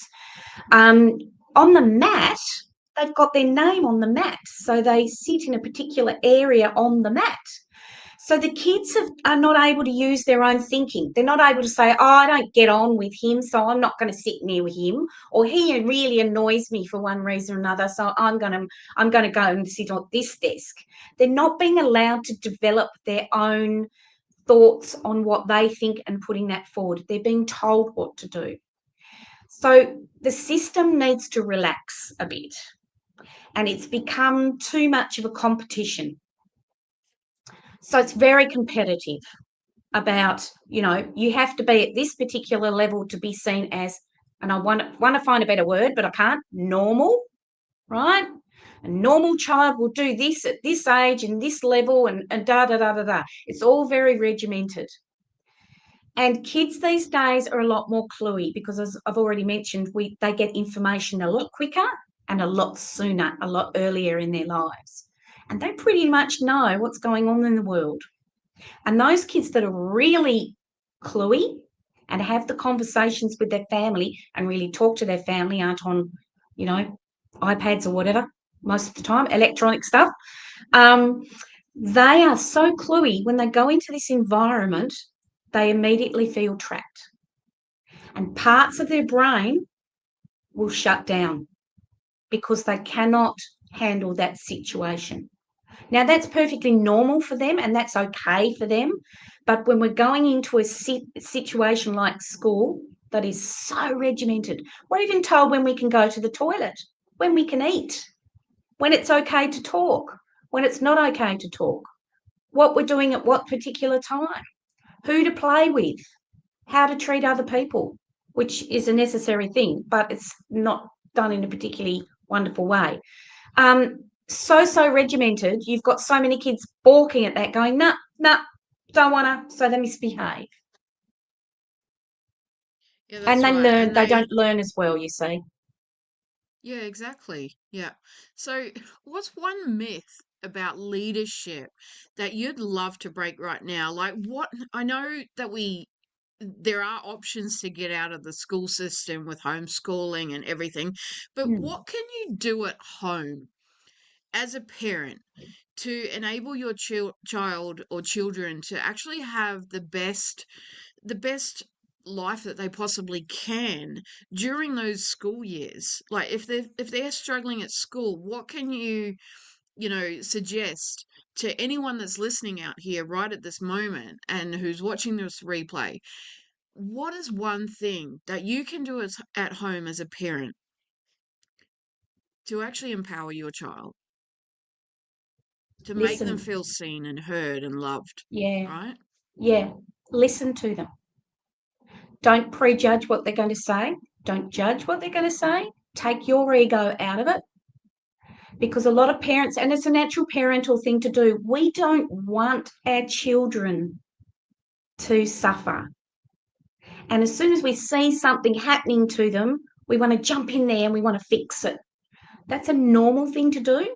However, you need to give your child the power to be able to fix it for themselves. And the way we can do that as adults and parents is guide them. The way that we can guide them is through open-ended questions. So we're not going to say to, little Jade, we're not going to say, oh, such and such is bullying you, well, you need to do this. We're going to say to little Jade, what happened? And we're going to really listen. How does that make you feel? What do you want to do about it? So we're almost putting the onus back onto them to fix their own problem, but we're guiding them in how to do that. And if we don't know what to do as a parent, the best thing we can do is ask somebody else, and not be ashamed to ask somebody else. Not be ashamed to say, oh, I'm really having troubles with little Jade. She's having this problem at school and I don't know what to do about it. We don't come with a manual for the kid. We don't come knowing everything we need to know to be a parent. It's on a learning journey as well. And I think that's what kids need to understand as well. We don't know everything as an adult. And you can say that. I've said that to some of my students. That's not working, is it? What do you reckon we can do about that? How would you present this idea? So you're getting them to think outside their box. You're getting them to think outside, think about how they might present the idea. You're not telling them what to do. And I think it's really important because that builds resilience, that builds functional thinking, that builds listening to somebody else as well. So there's that two-way thing going on. There needs to be a lot more conversations happening. Absolutely. So just open-ended questions. Yeah, and one of the biggest thing that sticks out, and it's, you know, from what you've just shared with us, and also some of the previous ones this morning, is that we're not doing it for them.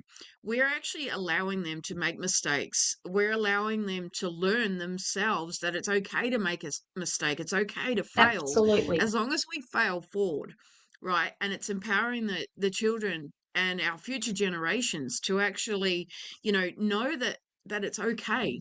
They're not alone. We've all been through this Yeah, most before. of the time in the school, I'm finding that kids are afraid to move. Yes. They're afraid Yeah. to have an opinion.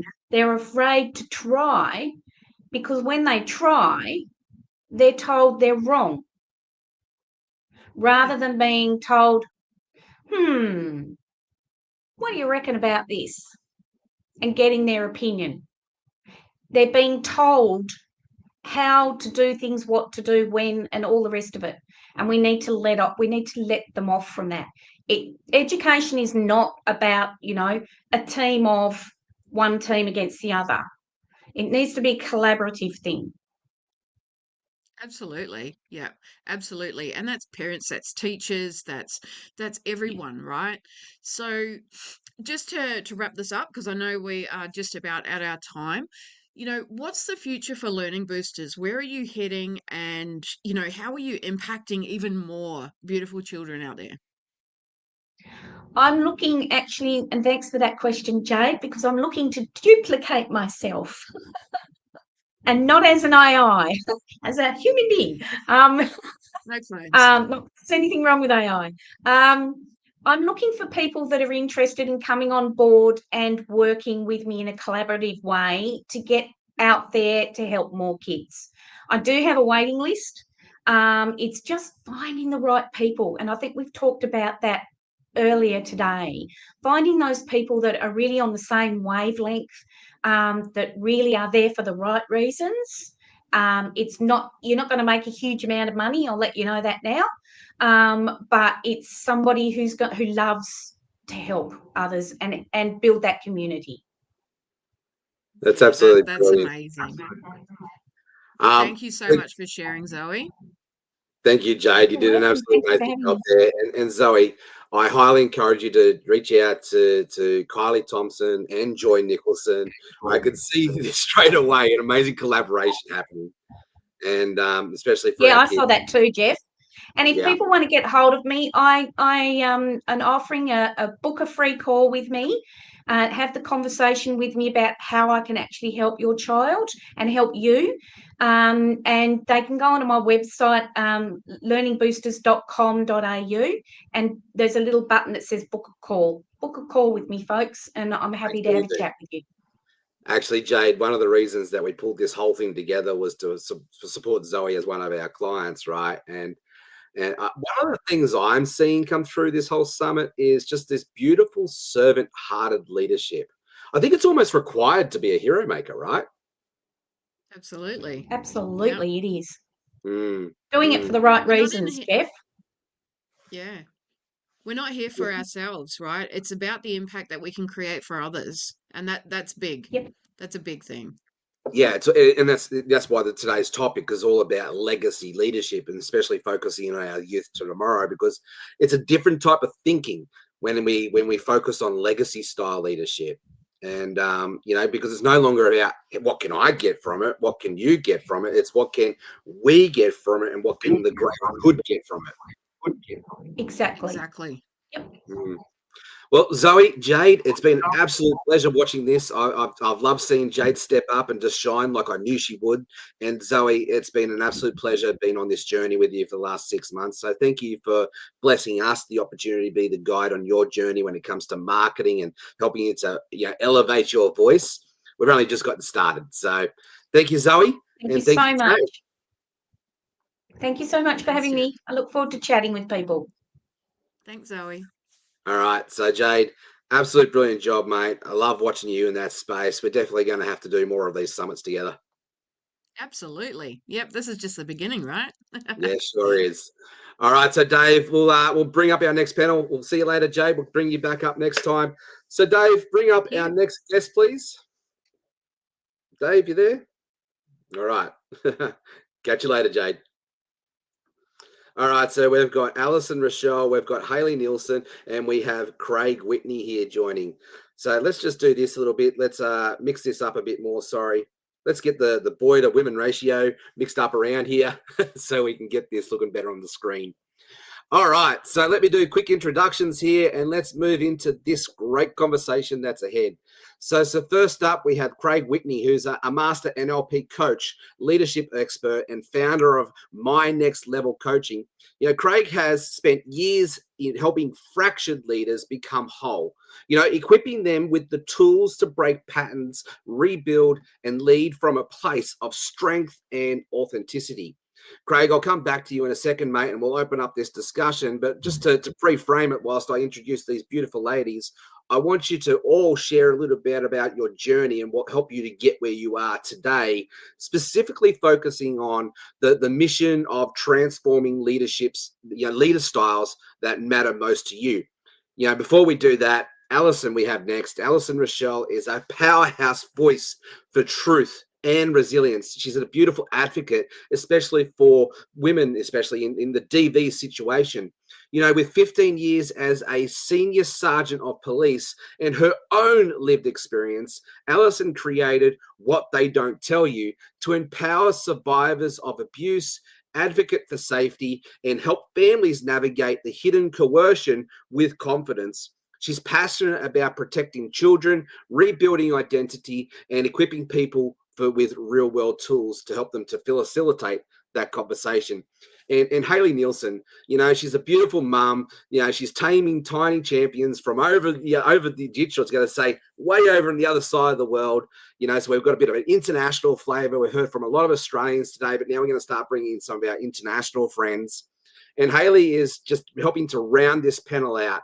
You know, she's a mum, she's a new aspiring leader, she's a true hero maker in herself, in the making, you know, and through her brand and what she does in life, you know, she's weaving inspiration for family bonds and big, for family bonds and big cosmic dreams.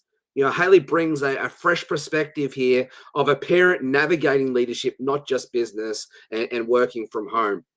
So, Alison, let's go to you first, actually. You know, could you share a story that inspired you to why did you create What They Don't Tell You? And then we'll go to Craig and then we'll come back around to Hayley. Alison, are you there? I think Alison is frozen. So Craig, we're going to go to you, mate. What inspired me to change was the question? Yes, mate. What inspired you to start what you're doing and inspired you to transform and to become the person that you are today? What inspired me to change to become the person who I am today is my own journey of change, experiencing and tasting the progress of change, and not the highs, the lows, experience it all, the tears, the sweat, the frustrations, being exposed, being challenged, being tested, the whole all you can eat buffet style. Not just getting stuff in samples and not just looking at things from the highs, the celebrations, but taking it all on, feeling it all, experiencing it all. Can be quite challenging at the best of times to take that. However, that's the way it is. That's how we experience life, right? And that's how we truly change and transform, by taking it all, integrating it all. Yeah, I love that, and embracing the trials and the tribulations that come with it all, and using it to ways to build up our character. And I'm going to dive into that because I know you've got a lot of wisdom to share with that. But we'll go to Hayley first before we come back to that conversation. So Hayley, over to you, champion. What brought you to this whole conversation of stepping in to grow as an aspiring leader and a potential hero maker? Thank you, Jeff. So my story and my children inspire me, and I'm inspired just by my own journey. And being a mother to three daughters, and knowing the importance of legacy leadership, and us just being me doing it alone. I really had to step into bigger shoes and be the person that I, growing up and not having, leadership wasn't a thing in the 80s, right? Everybody kind of just did whatever. And it was, but it wasn't so important. And so leading my children is really what drives me and what inspired me to change the game and rewrite our story and share our story as well. And so Alison's just had a little bit of internet issues there, and if she can't join us in this conversation, we'll definitely get her to come back next time. Hang on, it looks like Alison might be good, but hey, let's see. Whilst Alison's just sorting out her tech, we'll go back to you whilst you're here. When you think of the word legacy, what does it mean for you personally as a leader? It reminds me, or legacy is, I think of my children, and I think of leading them I think of my grandchildren. I don't think of money or currency or, abundance is not, that's love. And so legacy is creating a chance for the future generations to lead and to have something that, I never had, and to have that stability and that structure and that communication. Communication is huge. And just a foundation of, healing and knowing what it is and what it means to heal and be okay with that. Creating that legacy. I'm doing that with my children right now. I have a 5-year-old who's in her true essence, an 18-year-old who just graduated high school, and a 21-year-old who just turned 21. She's in adulthood. She's trying to navigate still. So they are my legacy, and I want to have healthy, future generations for them, for their children, and so on. Brilliant. I love that, and I love your title there, Crowned in Courage, and I'm going to come back to that. But Alison's back here now, so let's give her an opportunity just to share why you started, Alison, with What They Don't Tell You. Like, what really inspired you to step up and step into the spotlight with that? And Alison, you're muted, so unmute yourself, Alison. Okay.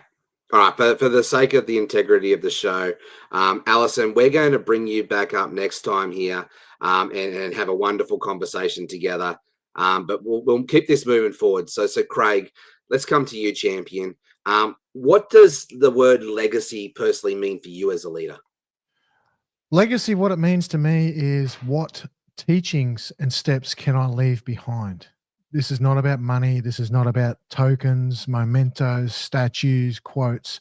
What pathways or steps can I leave behind for the younger generation to pick up, to come forward with me so that they're not alone, that they have some sort of guidance. It's that lighthouse mentality so that the pathway is lit for them to walk if they so choose it and experience life and do life their way. I love that. If they choose it. Yeah, that's brilliant insight, and being that lighthouse to show people the way, but it's up to them to step into that path when they're ready. And most of us, that whole when we're ready is when we sort of hit a version of some sort of rock bottom before we're challenged to get rid of our pride and our ego to chip away at those hard edges to step into it. And I know you've got your own story with that today, but going back to the person who you were, that your person are to now. And Haley, I'd love to answer this same question in a different way, but come back to you, Craig. What are some of the wisdom, the sage pieces of advice that you'd like to give yourself to help chip away some of those harder edges faster? Show self-compassion. Be a little bit compassionate on self and be forgiving of self. Don't be so hard on myself. Get out of my head and into my heart. Let the heart walk first, not the head. First. The heart is more of an open space. It's more of a radically honest, and for a better word, vulnerable space. Yes, it gets hurt a lot. Sometimes we hurt it ourselves. And I know on my journey, I've definitely hurt it myself, and I've led myself with my head, and the head's gone in all different directions. So I've learned to lead with my heart first and have it out in front as that model, as a big red beacon. To give hope. Give hope. I mean, that's brilliant sage wisdom, and you've had to have gone through some sort of experience to be able to come up with that. So, Haley, I know that you've gone through your own sort of trials and tribulations in that space. So, as a mum, that's looking after some beautiful kids right now. What would some of that sage wisdom and advice that if you had the opportunity to go back to your younger version of yourself, what would you speak? What would you say? So I feel like our greatest connection or our greatest inheritance is connection. So creating that connection and maintaining that connection throughout the years, when our children go through hard times, when we go through hard times, when we go through challenge, there's so much disconnect in the world right now within families, within, systems, within, politics, all of it. There's so much disconnect. And so it's hard to have unity. It's hard to have community. It's hard to have anything solid, basically, when you don't have that connection. So I would say stay connected. And if I were to tell my younger self, just don't give up, stay connected, because I was very disconnected. And I didn't know I was disconnected until I was connected as an adult. And so helping my children create a new story and rewrite their stories of connection. And there might be deficiencies, but they're not. As long as we're connected, we can work through those together. I love that. And so this crowned with courage conversation, that you have to be connected with self and connected with something bigger than yourself, and connected with community that's bigger than you, that you're serving in, that to really step in to that courage space. I'd love you to just quickly share your wisdom, and then we'll come back to Craig. Like about community or about this crowned in courage statement that you've got there. Oh yeah. So just recently, actually, I was, when we're rewriting our stories are very sacred. And so trying to figure out what words, I wanted to use. Recently, I just realized, it just came to me, reclaiming our royalty. And crowned in courage was, that just came to me before this live. And I just felt very applicable. And reclaiming our royalty is what we need to do within our families. And we all have royalty within us. And that is the connection. That is the bridge. That is our inheritance of the connection, everything that connects us to our families. And even if we don't have families, there are communities and people that are there for us. It doesn't always have to be blood, but it's up to us to find those communities and find that connection so we're able to thrive. And so having the courage to feel crowned, to feel not only seen but heard, and it starts with self, like you said. That's exactly what crowned in courage to me sounds like. I'm crowning myself in courage. Not, it's only up to me to put that crown on, to go to the next step, to have that, to feel that royalty. Absolutely brilliant. And it starts with the self-leadership and being connected to there. So that's sage wisdom, Haley. And Craig, I'd love you to add on to this conversation, because I know that you've had to go through your own journey of being connected to your own strengths and weaknesses, that self-identification, that self-evaluation space to step up and be the leader that you are today, creating other leaders. And we had a really powerful conversation about how you're stepping in to help the gym's franchise yesterday. I think that was pretty cool. But coming back to this self-worth, this self-identity conversation, through your journey, what's some of the wisdom that you would like to share with our audience, especially speaking to the youth and the parents as well? It's all about self-image. We attract what we reflect. How do I see myself on the inside will reflect how do I see myself on the outside, and how do I give that energy to others. So it's about that self-image. Bob Proctor talks a lot about self-image and a lot of his stuff, and I've become a fan of that of late, because it's all about energy. In here, the head's going crazy, right? My head goes crazy at times. The itty-bitty committee and the morning boardroom riots. I meditate to calm that riot down, to get out of my head of logic and cognition and purely into my heart, so I can radiate abundance, peace, joy, calmness, clarity, and conviction throughout my day. And that's how I'm able to lead myself with that steadfast of calmness and attract certain opportunities and people of higher level and net worth into my life. Brilliant. All about energy. But the through line of today's conversation, when we go back to, Sue Spence and even Alexander Oxford starting out with a conversation, coming into that space of emotional regulation, and that starts with being connected to self, right? But it also, if you're just connected to self, then that's where we can open up the doors for pride and ego and arrogance to really rule. So you've got to be connected to something bigger than self. Like for me, I say the mission matters most conversation, and that helps us to pull us out to in that space of service. So, Craig, I know that you've gone through your journey in this space. What are some tips and tangible takeaways people can start to implement to help them to get out of their self journey, but now come into serving for the greater good journey? Because I know we get so much maturity in participation to something that's bigger than us. Yes, yes. It's all about something bigger. I mean, Robert Dilts talks about in his work that I follow a lot is the metaphysical. So it's something greater than ourself, or the proto-consciousness, the spiritual realm, for a more of an academic word. And to do that is to come through self, come through the head, straight into the heart, practice soma or somatic exercises to get into the body, to regulate the body and emotionally regulate, breath work, meditation, visualization. Take your SMART goals and make them smarter, emotionally regulate so the body feels them and experiences that goal or that vision that you're working on, even if it's so small as maybe for some people getting out of bed and making your bed that day just to feel that gratitude. Really lean into it and feel the full experience. SMART by definition is cognitive. Cognitive only takes us so far. However, it is an important facet in our life. It's getting into the body and feeling the soma experience, that out-of-body experience to regulate the body. So again, I stress meditation, breath work, sound healing, hypnosis, anything that gets in and through the body of self. And then connect with like-minded people around you. Work out who's the person you want to be. Who do you want to be like?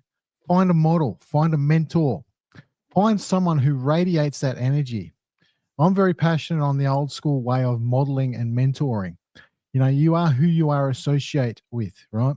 5 people around you, the 5 closest is who you become. Find the champion of that group and go and model them. You don't have to copy them. You don't have to mirror 100% of their energy to be like them. Find elements within them that radiate with you and emulate that. I have a good boardroom of models around me, some that I agree, some that I love, and some that I absolutely disagree with. However, I look to their success and I model elements of that within me to get to the next person that I choose to be, so I can have the results that I want to have in life and take others with me to that next level of ascension. Yeah, absolutely brilliant wisdom there, Craig. And Haley, over to you, champion. Like, I know that you're on this journey of going from aspiring leader to hero, and really working out this self-worth, this self-identity conversation. In this journey that's still pretty new for you in this space, what are you learning about yourself to get out of your head and get into your heart and operate from that space? So I can lead. I love what you said too, Craig. That was beautiful about getting into your heart, because that's vital, right? That was amazing. So leadership, I can lead and want to lead and do all these things, all day long, but it doesn't end with us. It flows through us to the youth. It flows through us through service. It flows through us to our communities. We can show up and we can lead and call ourselves a leader, but being intentional, feeling that connection with your heart, like Craig was saying, and knowing who you surround yourself with. I feel like that was a major turning point when I decided that I was very, very cautious about who I was talking to and but I was talking to everybody. I was talking to Tony Robbins people. I was talking to Grant Cardone's people. I was talking to Ryan Blair's team. Like, I had this community of people that were talking to me without these coaches that were just even little bits I got, and joining communities and joining all these different groups that I started. It lifted me, and I started seeing the different kinds of leadership, because there were groups that I was joining to, or people who were trying to gravitate towards me that I didn't feel the right energy. Even being, Jeff, and the community that I'm in with you guys is amazing. And so So now I'm down to where I want to be, and I'm down to, it's a very sacred group of communities that I have, and I feel like it's family. When you feel like something's home and you feel like you can be yourself authentically, and you want to bring your children into those communities, even though they're leadership communities, that's priceless. That's something that I've never felt my whole life. I want to bring my mom into these groups, and I mean everything. I mean, you can't make people do things, and my kids don't want to, they're not ready yet. But what you're talking about here is a sense of belonging, right? And Sarah talks about this all the time. Our conversations, when you find that sense of belonging where you fit in and don't have to change to fit in, that's where you need to. But you want to be inspired to grow to be a better version of yourself. That's the community we all need to be in. And you want to be, yes. And you don't want to be coached. You want to be able to be yourself. Yeah. And of course, anything that you're learning is valuable, because these are people you care about and you trust, and you've learned to, you've joined a community where you feel right. You feel like you're part of. So. Yeah, and I love watching you. You're part of our online church. You're part of this Hero Makers community, and I've just really inspired by your growth. And that can only happen when you do the messy, hard inner work. The results of that is transformation. And I love watching you transform to step into becoming that hero maker that you're designed and created to be. It's a beautiful journey. Thank you. So Craig, I'm just going to go throw back to you, mate. Like, I know that you're in a space now where you're creating your own version of your own community, right? And, with next level coaching and all that sort of thing. What are some of the lessons that you've learned with creating community that helps people to feel seen, heard, valued, and known? Consistently being in a community that challenges you to grow. The definition of a friend is someone who cares for you through being challenged and challenging, having those deeper dive conversations. I'm a man who I have no patience for small talk. I've learned to cut to the point pretty quick and go deep pretty quick. It's getting to the point. It's getting deep. Some of the lessons of wisdom, you show your heart a little bit. People will expose themselves pretty quick the deeper you go with them, and measure you pretty quick on how deep you go. An example of that is, instead of talking about the weather, talk about maybe what fires you up that day. What are you passionate about? Some classic examples. Feeling seen and heard is validating their goals. I mean, I love getting around people and talking about ideas. Some of the communities I'm involved with, external, that's all we talk about is dreams and goals and plans. That's the sort of community you want to be around. I mean, there's three types of people out there, right? The first people are the gossipers, right? All they do is talk it up and talk each other down all day long. The second type are the events type, right? The sports people, the cricket. They'll give you, why have Foxtel or Netflix on when you can go to the mate down the water cooler and he'll give you the latest sports scores on cricket or AFL. Or for our American brothers and sisters out there, the NFL or the NHL or something like that. And the third type of people is the ideas people. They're the people you want to be around. Those who challenge you for growth. Those who bring the best out in you for ideas. And some of the conversations can be confrontational. Okay, get that. Confrontation is good. It's healthy. It's how we grow. Yeah, exactly. It's not just to cut an arm around the shoulder. It's okay. Everything's going to be okay. There's days when things are not going to be okay. Yeah, and I want to jump into that because I think it's really important to recognize that putting yourself in a position where you're challenged and in a space where you have to doubt and struggle is actually a very healthy place to be, because it helps you to go deeper in your convictions or pivot and adjust. You've got to be open-minded. But we're running out of time here, guys. So, Craig, I want to just give you the opportunity to share a gift or how our people can connect with you if you've got one. And then we'll go to you, Hayley, as well, just because I do want to make sure that our lovely audience has the ability to connect with you, chat with you, work with you, whatever that looks like. So Craig, in 60 seconds, and then we'll throw it to Hayley. What have you got for our audience? What have I got for our audience out there? Simply connect with me on Facebook or Instagram. Craig Whitney on Facebook, my Next Level Coaching on Instagram. Just reach out directly, DM, and let's have a conversation. I value connection over pitching. I love to have a yarn. Being someone in the transport game, I'm always up for a yarn on the side of the road with people, see where they're at and see where they want to go to that next level. Facebook, LinkedIn, even Craig Whitney on LinkedIn. Simple, reach out, connect. Love it. Let's shake Love it. hands. Absolutely brilliant. Thanks, Craig. And let's go over to Haley. Same thing for you. What I've actually loved about this is I've given everybody the opportunity to do a pitch or to do the sales conversation, and everybody's chosen to just be of service. So, Haley, how can you be of service to our community? How can people reach out and connect with you?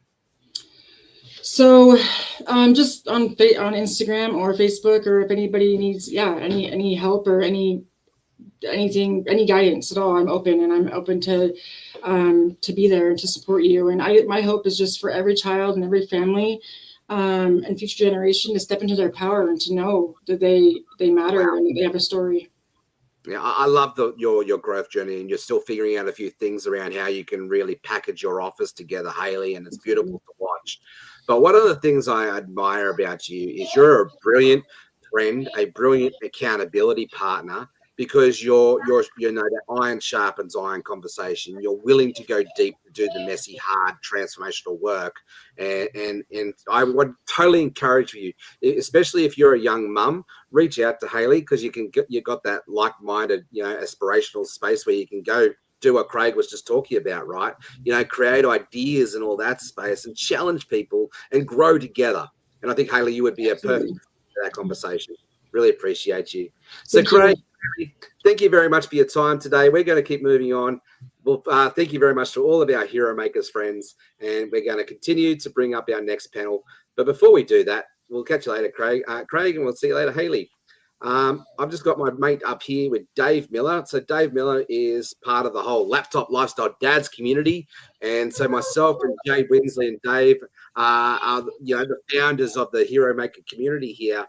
But Dave, we've got something really important here to share with our audience, because this is a brilliant opportunity to speak to a very attuned audience to come into this space of service. This is not about sales, but this is about, giving people the opportunity to plug in and get connected to something that we know that's very fond in our hearts, to be able to lift up people and help them to become a hero maker themselves. Dave, what we just created, last month was the 30-day content marketing mastery program. Why would you say our audience needs to probably look at come and joining in this? And we've got a really special offer that I'm going to announce here in a second. But why would you say people need to come join this to master content from a heart-to-heart space, to be able to elevate their voice and find their voice and put themselves in a position to be heard, to be seen, to be known, to be valued? Dave? Well, I think you covered most of it, but anyway, that's okay.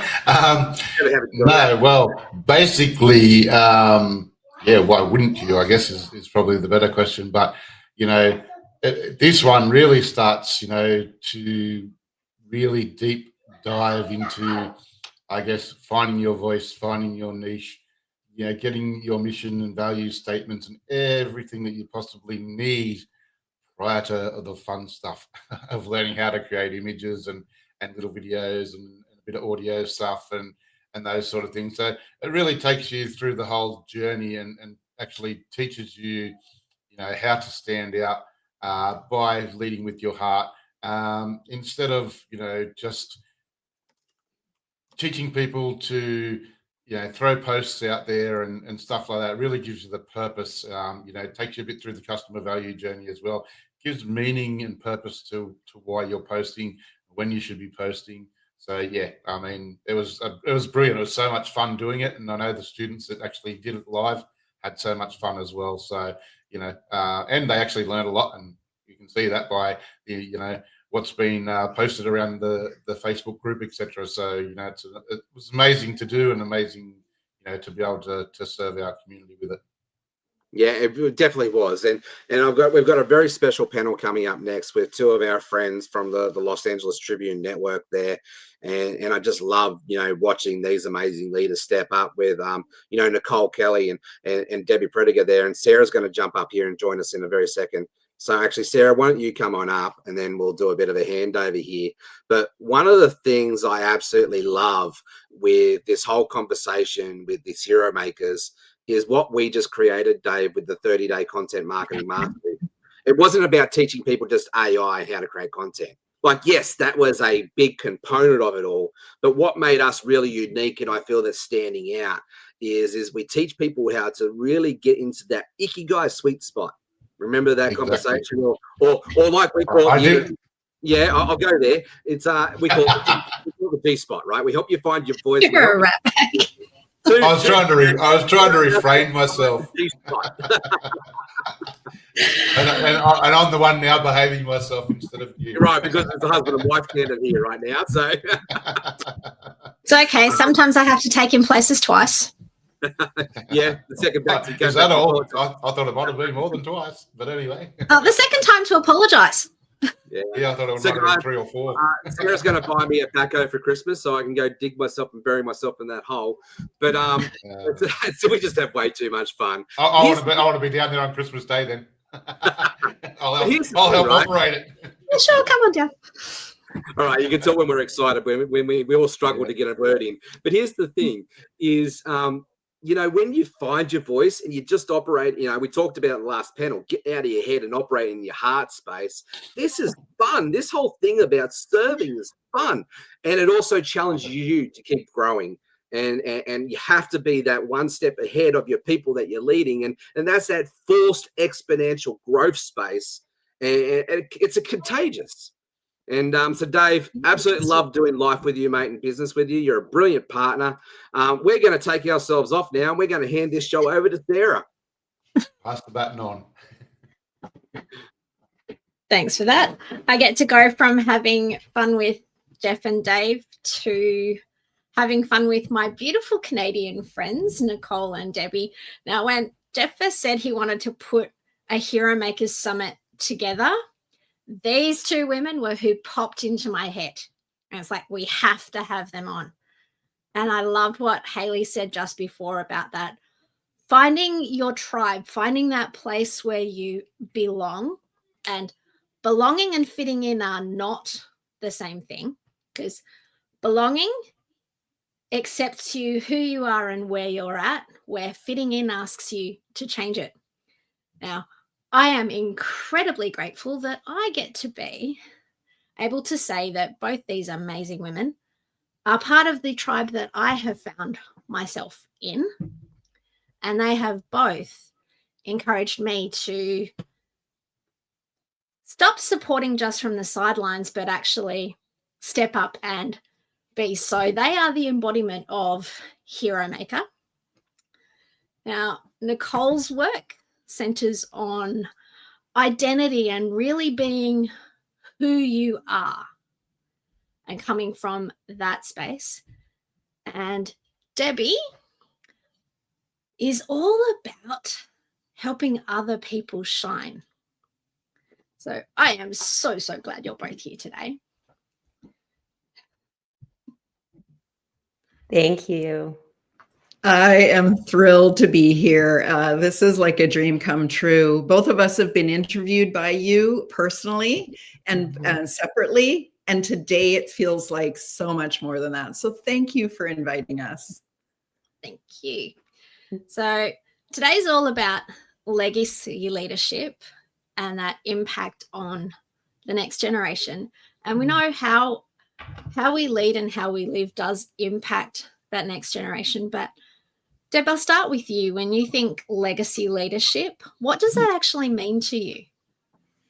It's such a beautiful question. It's exactly what you said. It is not just about us here today. It's about moving forward. And for me, legacy actually is forward and backwards, because I feel like we're healing generations when we do the work. Mm-hmm. And so I am showing my granddaughters, my children, what's possible.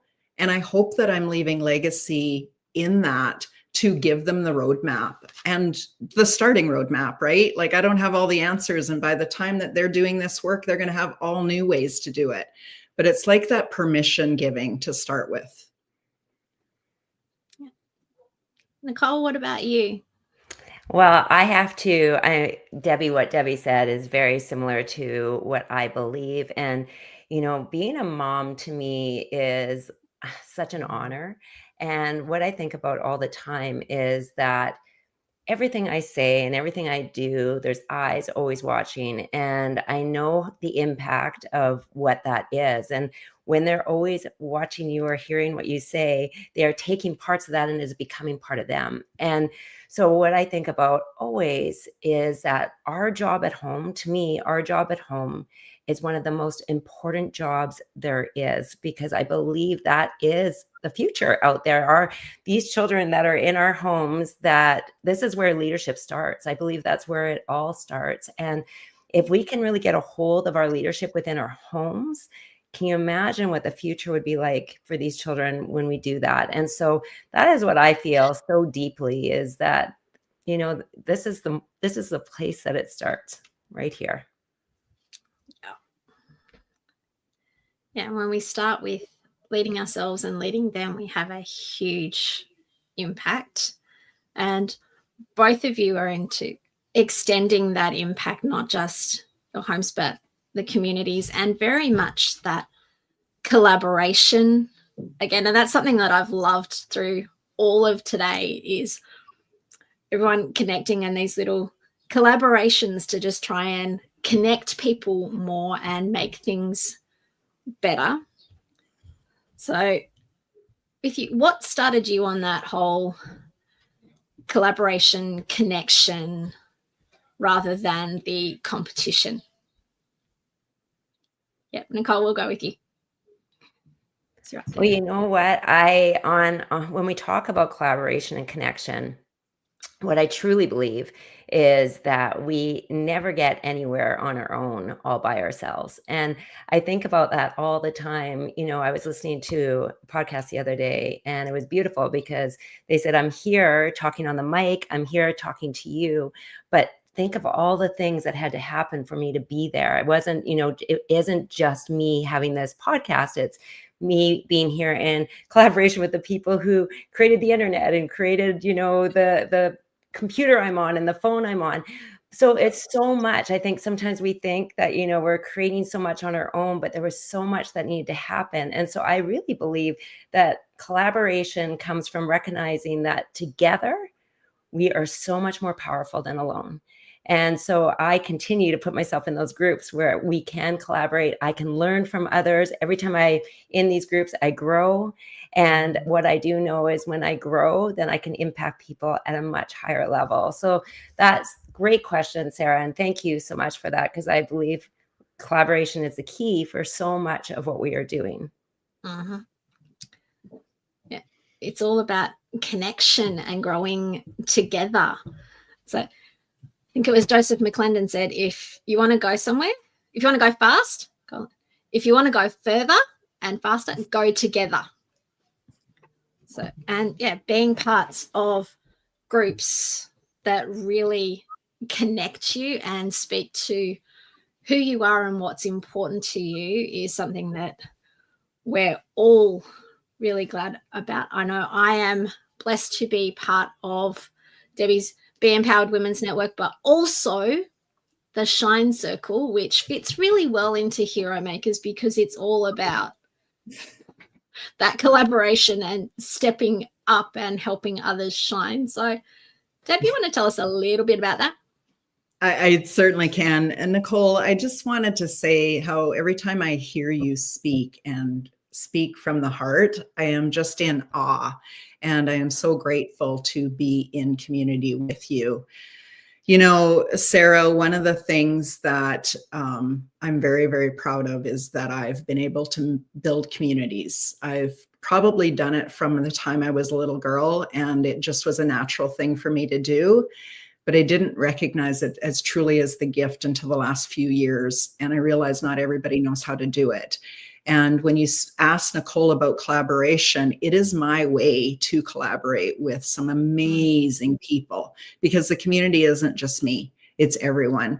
You know, you're in there as a Shine partner, really setting the energy and the tone and welcoming people in. We have Shine mentors that also share their knowledge and their wisdom in there.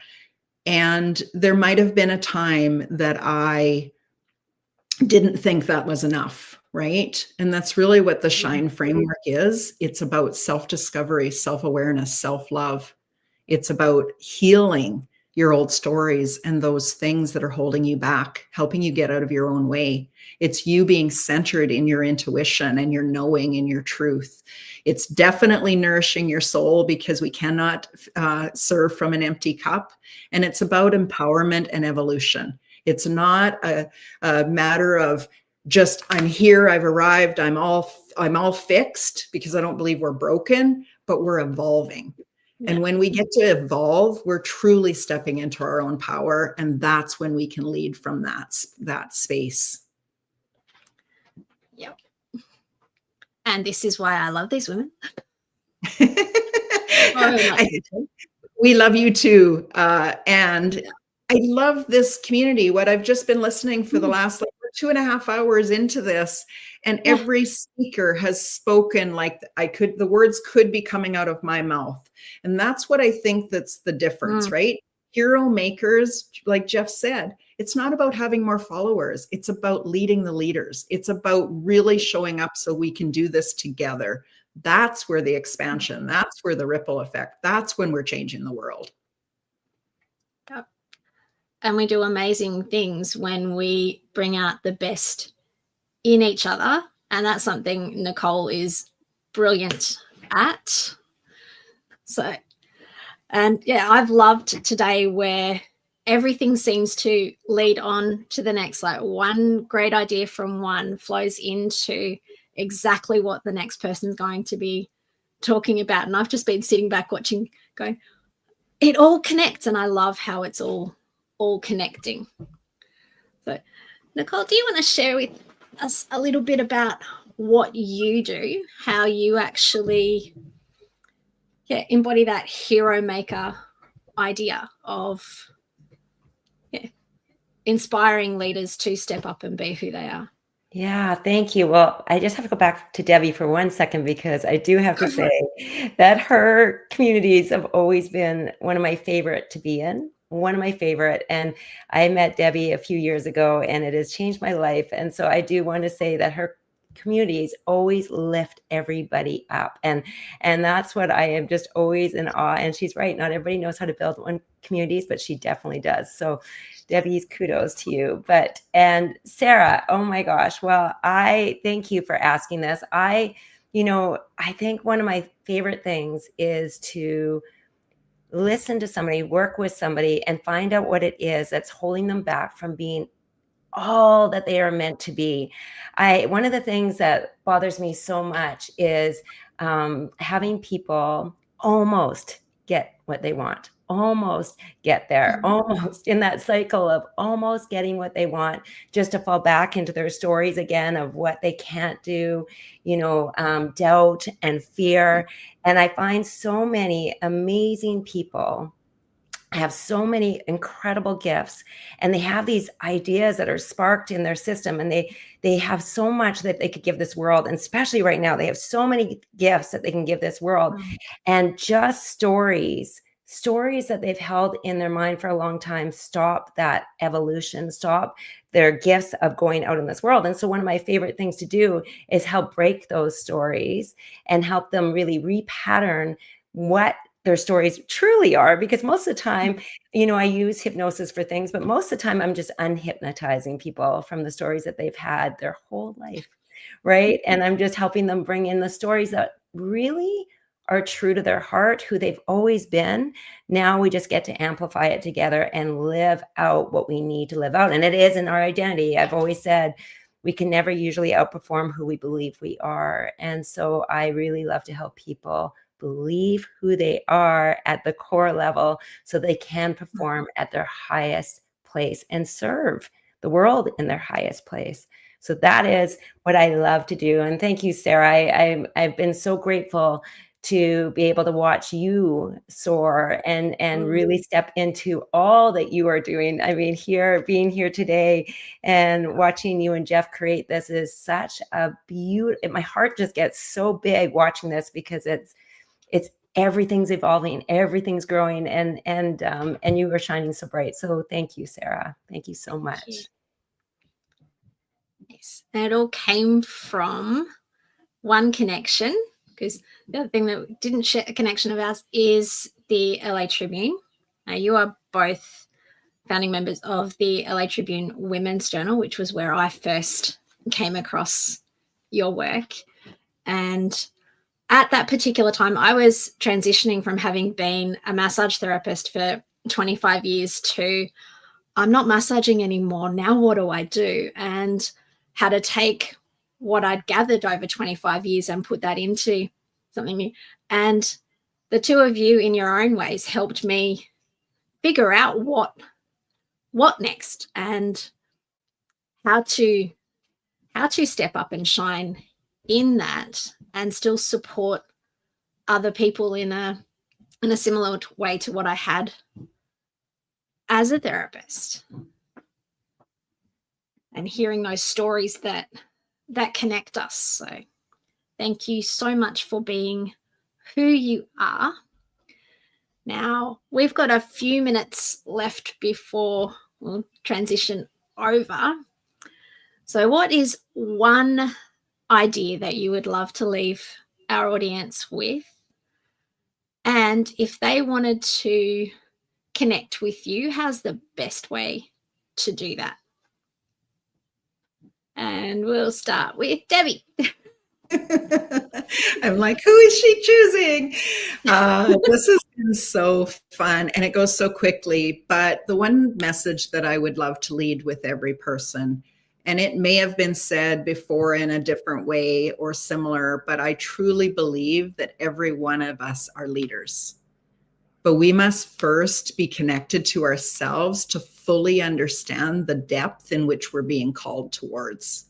And when we're connected to ourselves and we really, that self-love, self-discovery, know who you are, then you connect to other like-hearted people and they mirror it back to you in a beautiful way and you get stronger, more confident, more clear. And then your mission, you are so courageous and you're ready to go out.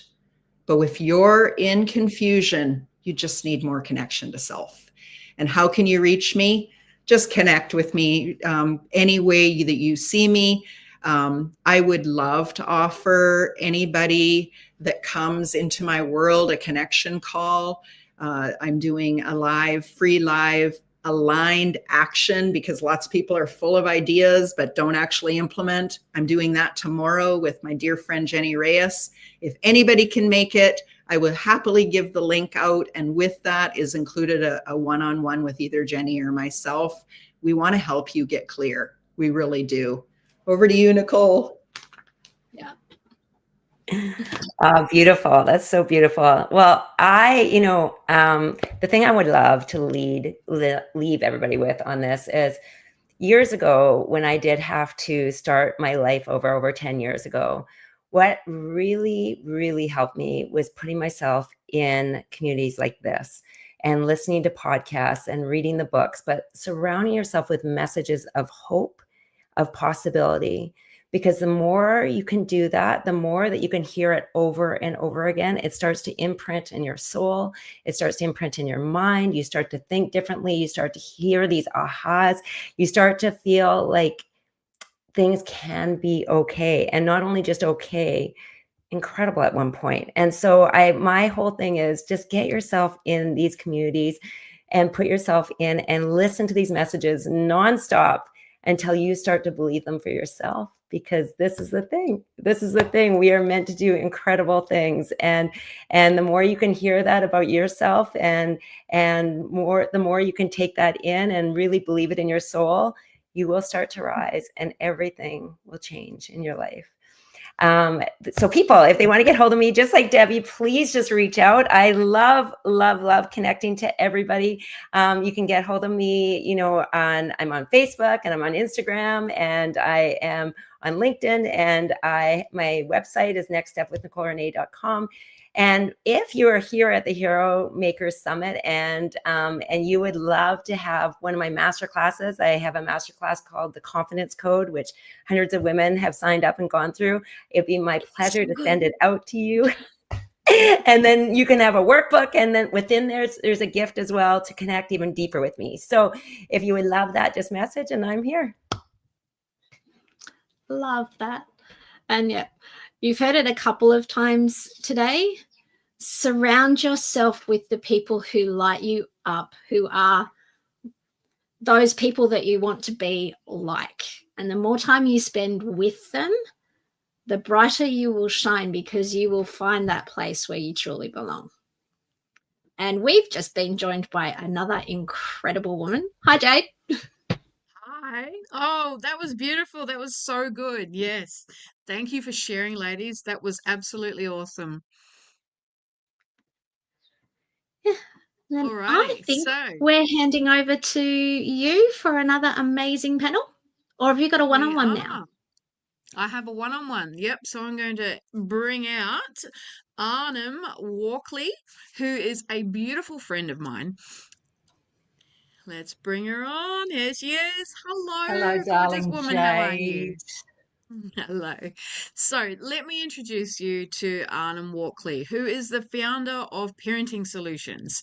Now, Arnhem is an absolute powerhouse in business and leadership, with a beautiful passion for helping others grow and succeed. And Arnhem, you bring the wisdom, resilient. Oh my goodness, resilience, and a unique perspective.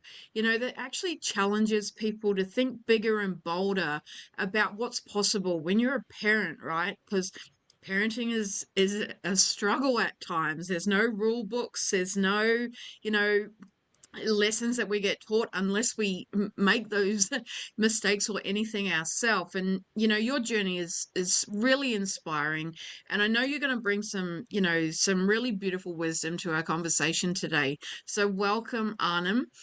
I'd love for you just to share a little bit about yourself, and what inspired you to focus on parenting solutions and family dynamics.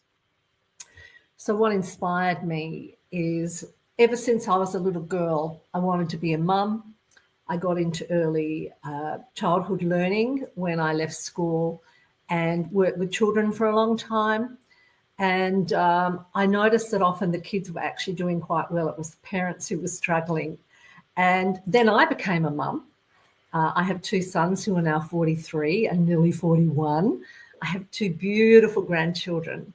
And for me to just help parents find their way, not for me to tell them how to parent, but to help them tap into them. And what Nicole and Debbie and everybody's been talking about on this fantastic summit is about finding self, because when we're in our integrity and when we're in self, we're being the best role model and leader we can be to our kids. Because our kids are our emotional thermometers, aren't they? I mean, if we're out of whack, they call us on our stuff. Now, that can be very confronting sometimes, really button pushing. Absolutely. So, yeah, that's why I got in. I just want to help parents feel fabulous about who they are so they can pass that on to the next generation. Yeah, that's beautiful. And why do you think strong leadership starts at home? Because, well, for me, that's just because it's how it should be, but it's not how it should be for everybody else. And I do a lot of talks in early learning centres and kindergartens, and a lot of the educators say, the children, for many reasons, not dissing parents, but are overwhelmed in this world, especially the mums and dads who have to go to work and put their kids into care 5 days a week, 9 to 5 or even longer. They just don't have the energy, because being a leader, is about a connection with self, and leaders help other people become leaders. But if you're wobbly and you're not finding that love of self, it's very hard to pass that on to your children. So sometimes for some parents, they leave it to other educators, whether it's in daycare or kindy or school.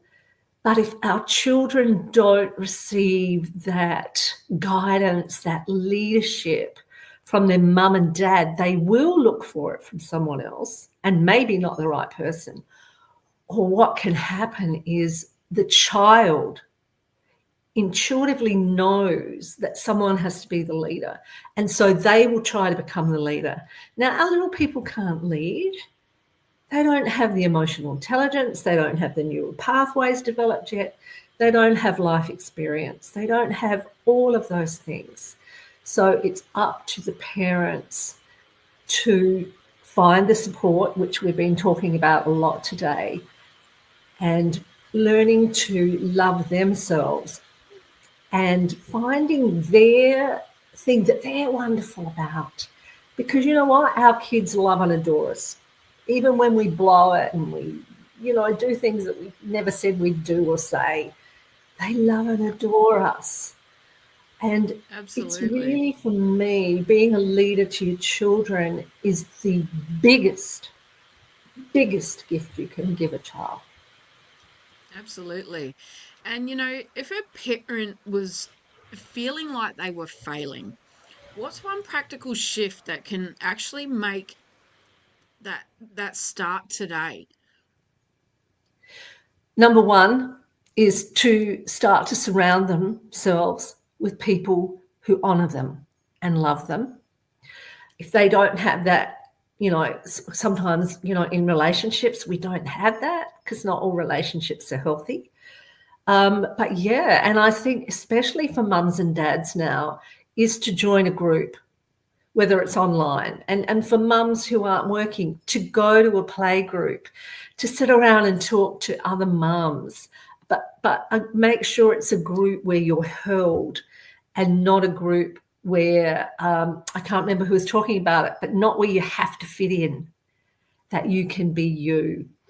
And, just allow your old stories, because I'm an NLP practitioner too. It's about letting go of those old filters and those old stories that they're not true and they do not suit you anymore. And your child sees through all that smoke screen. They can see the essence of you.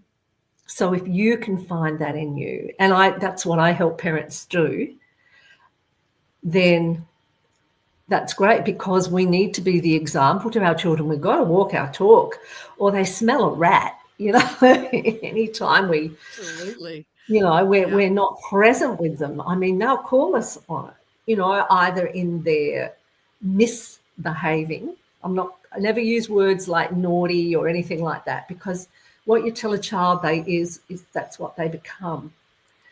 So yeah, finding that support that they need in whatever in different ways in the community, or by seeing someone like myself or these other wonderful people who've been on the summit today. Yeah. And I guess one thing that really sticks out from there is the words that you speak as a parent.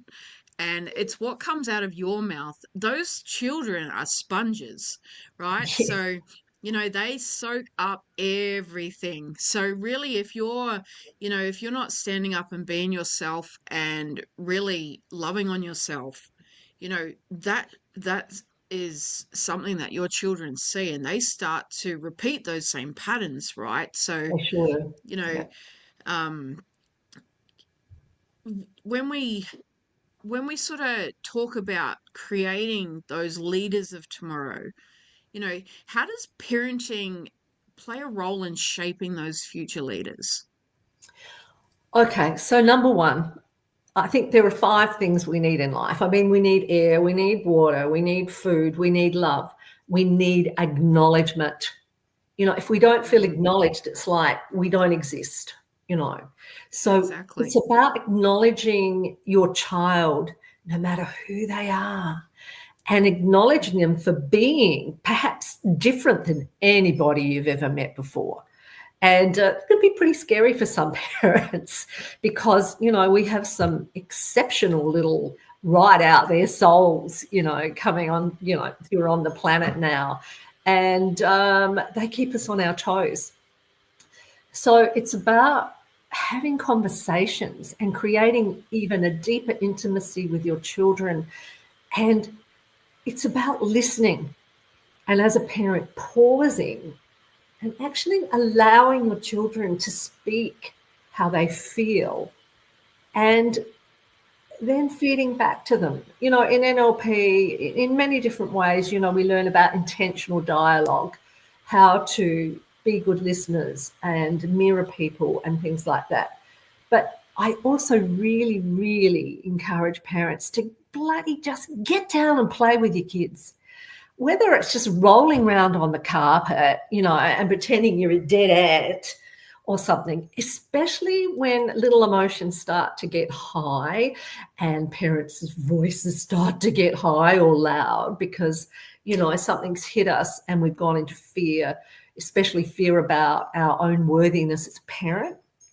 And cortisol shoots off and off we go. And often say and be things we don't want to be. Well, straight away, our kids do exactly the same thing because they see it and smell it and feel it.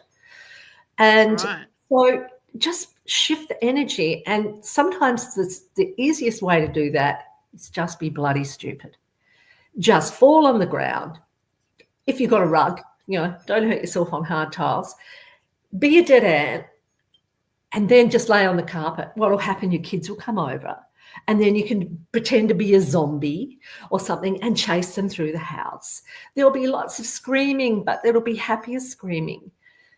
And then when everybody's calmed down, you've come in, you've had hugs and cuddles, then that's a beautiful time to actually address some uncomfortable conversations or behaviours. I have a saying, and you can't teach someone to drown.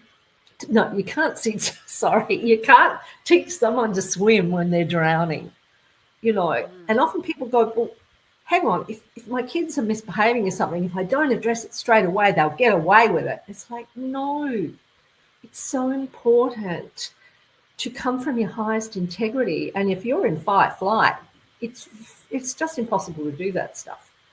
So that's why I really encourage parents to play, get down and be stupid, run around the backyard, scream like a banshee. Who cares what the neighbours think? Jump on the trampoline, build a cubby house, you know, become a tiger, you know. And a lot of parents have never really played much in their lives. So let it be child-led. You know, it doesn't have to be a fancy craft table. Just get down. Get stupid, get real, create intimacy and love. Oh, I just love that. Like, and it's so true, right? And, you know, as a mum myself, I have a very wild 5-year-old daughter, and, you know, I've reached out to you going, what am I doing wrong? Like, it's help me. What do I do? And it's those defining moments, like, you've given some really incredible tips here today, and you know I take that on board as much as everybody else here does as well. And it's really about having fun with your children, right? When you're in Yes. that work mode and you're doing the do's, and as a mom you're wearing all those hats and Yeah. you know you're in the focus, right? You got to do this, you got to do that. It's actually that pause, right in the middle where you know things are tense, and maybe your kids are sometimes screaming out for attention because they just want you to listen to them, to That's play right. with them, to have fun with them. So that is such a beautiful beautiful like piece of advice there. And you know, as a parent, you're not failing. You know, there is no rule book. We need to lean on that support if we are struggling with it. So, you know, Arnhem, you know, if you could give one piece of advice to every parent that's listening today, you know, what would it be? To find one thing, if you can't find 5 or 10, to find one thing that you love about yourself and work from that out. Because, you know, there's many people out there who are very broken and haven't been loved and adored and nurtured. But even if that hasn't happened to you, you can be that person. But we need to start from here first. So there's one thing, even if you make a good cup of coffee, you know, just one little thing, and blow it up and blow it up and bring it. And then also investigate with your children. Talk to them about what they think they're fabulous about. Ask them what they think you're fabulous about, because they will tell you, and it will open your heart, and it might make you cry, and also might make you laugh your head off, because they'll see some part of you think nobody else saw. So yeah, that's self-love. And that's where I start. One of the first questions I ask parents when they come to see me, whether it's on Zoom or in my office, is, so what do you do to fill up your cup? What do you do for you? Because honestly, if we have an empty cup, we got nothing. So sometimes there needs to be a smidgen of selfishness for a parent, because you've got to put the mask on yourself first before, you know, you can save somebody else. Even though mothers go, oh, no, I just put the mask on the kid first. Well, of course, as mothers and fathers, we do that. But in reality, we need to take the breath. And it is all about the pause and the breath when we're getting stressed, because it helps us shift down a notch. And then we can be present. We can listen. We can ask our children the questions they're actually dying to be asked, because they want to tell us who they are.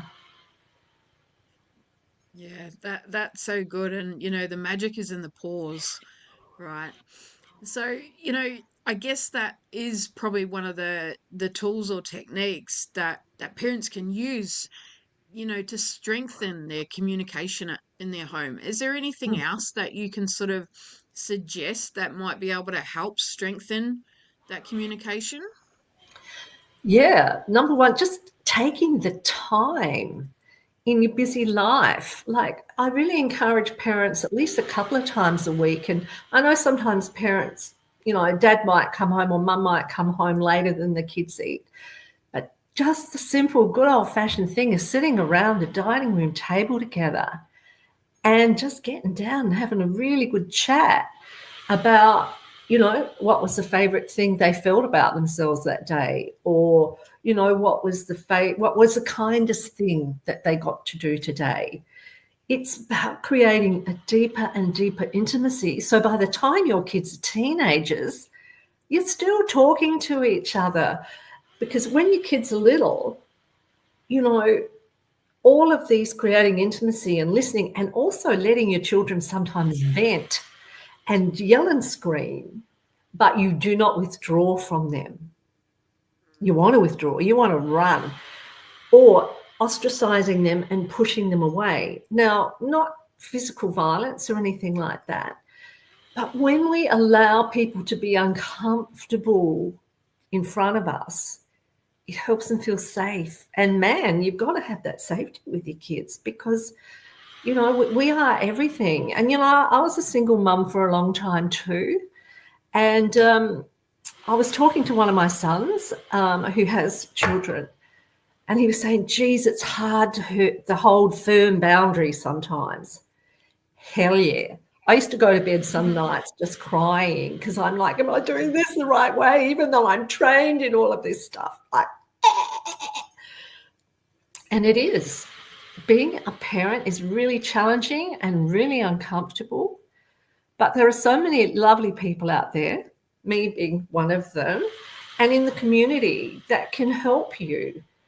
And just another very key thing is investigating your values. What are your most important values? And teaching those values to your children. Now, in a, you know, when there's a mum and dad, mum and mum, dad and dad, talk to each other first about what your values are and incorporate them. And then that gives you an essence to have that united parenting, you know, instead of the parents sort of going all like this. It's strong. And our children thrive on loving, firm boundaries. It helps them feel safe. Boundaries So are please, healthy. yeah, don't be too shy to do that with your kids. Yeah, But not absolutely. controlling. No, that's right. That's right. So, Arnhem, our time is almost up. So, where can people go if they want to dive deeper into your parenting solutions and actually connect with you? Okay, so I have parentingsolutions.com.au, my website. You can go in anytime and book a chat with me. I love that. You can also get in touch with me just through a DM to my, I have Arnhem Walkley Facebook, I have Parenting Solutions Facebook, and I also have Instagram. So I'm very, very happy for people to reach out for me that way. I'm really old-fashioned. I love a chat on the phone. I have to put the timer on so I don't overtalk. And I think it's important, especially if people are looking for a parenting mentor or coach like myself, that to have a call first, because, hey, I might not be the right person, but I can refer you onto somebody else. And often, you know, when people come to me for parenting, it's actually about healing themselves first, and then we go into the other issues. And that's definitely been a theme today. It's, you know, it's been about putting yourself first, and it's not selfish. It's really, you can't fill somebody else's cup if you're not filling from your own. And, Exactly. you know, it doesn't matter who you are, what you do, how you do it. It's really filling yourself up. And, you know, if there was one last little piece of advice that you can offer, what would that be? Well, I And I guess know for you have me, so much to offer. I know, but if I reflect back on myself as being a parent, was just trusting myself and also taking my child's leads and expanding myself to let them be who they need to be, because they teach us so much. I think they come onto the planet, our children, to be our teachers if we can get out of our ego and our fear long enough. Absolutely. We learn so much from our children. Yeah. Oh, yeah. And when you stop and look at that, it's like, ooh, that taught me something. So thank you so much, Arnhem. I Thank you, am Deborah. going to bring on, well, our David Miller is going to help me bring on our next guest speakers. Hopefully they are with us here. Oh, there we go. Well, Well, thank thank you, you. Arnhem. Thank you so much. And thank you to all of the speakers on this summit. It has been such a joy to be part of this. Thank you. Beautiful. Thank you. Okay. Here are three of some of my favorite ladies. I love that I've met two out of three. One day, Lauren, soon we will connect. So these ladies, Tamara McMahon. Tamara is all about transformation. She helps women to tap into their true potential, let go of what's holding them back, and create those lives and businesses that they truly love. So, Tamara, you lead with authenticity and heart. And, you know, I'm so thrilled that you're here to bring out that energy and expertise today. Lauren. Lauren is a beautiful woman that leads with courage, creativity, and connection. And Lauren is a biz trainer, the founder of Launch Lab, and bringing in those stress-free launches. And you're passionate about empowering others. That's why you're all here, right? And Sharon, Sharon is the founder of Shaz's Easy Recipes and is a published author of the Inclusive Cookbook.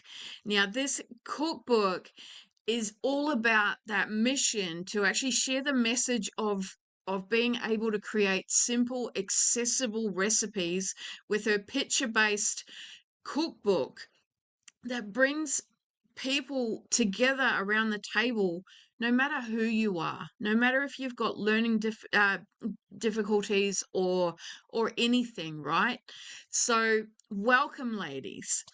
I would love for you to just share, you know, if you've been listening into any of the sessions this morning, what is one thing that stuck out to you? tomorrow? That you have to do the work on you first. Mm. Like, it's as pure and simple as that. Is we can only love, parent, do business to the level that we're willing to actually work on ourselves. Yeah, love that. And it's such a common theme today. So it's so important. Sharon, anything that you've had like a gold nugget that stuck out to you? Oh, you're on mute, Sharon. Uh, There we go. I'm wanting to empower people with learning difficulties. So that's brought out a lot, trying to help people, get them to shine, show what potential that they have. Yeah, that's amazing. And Lauren?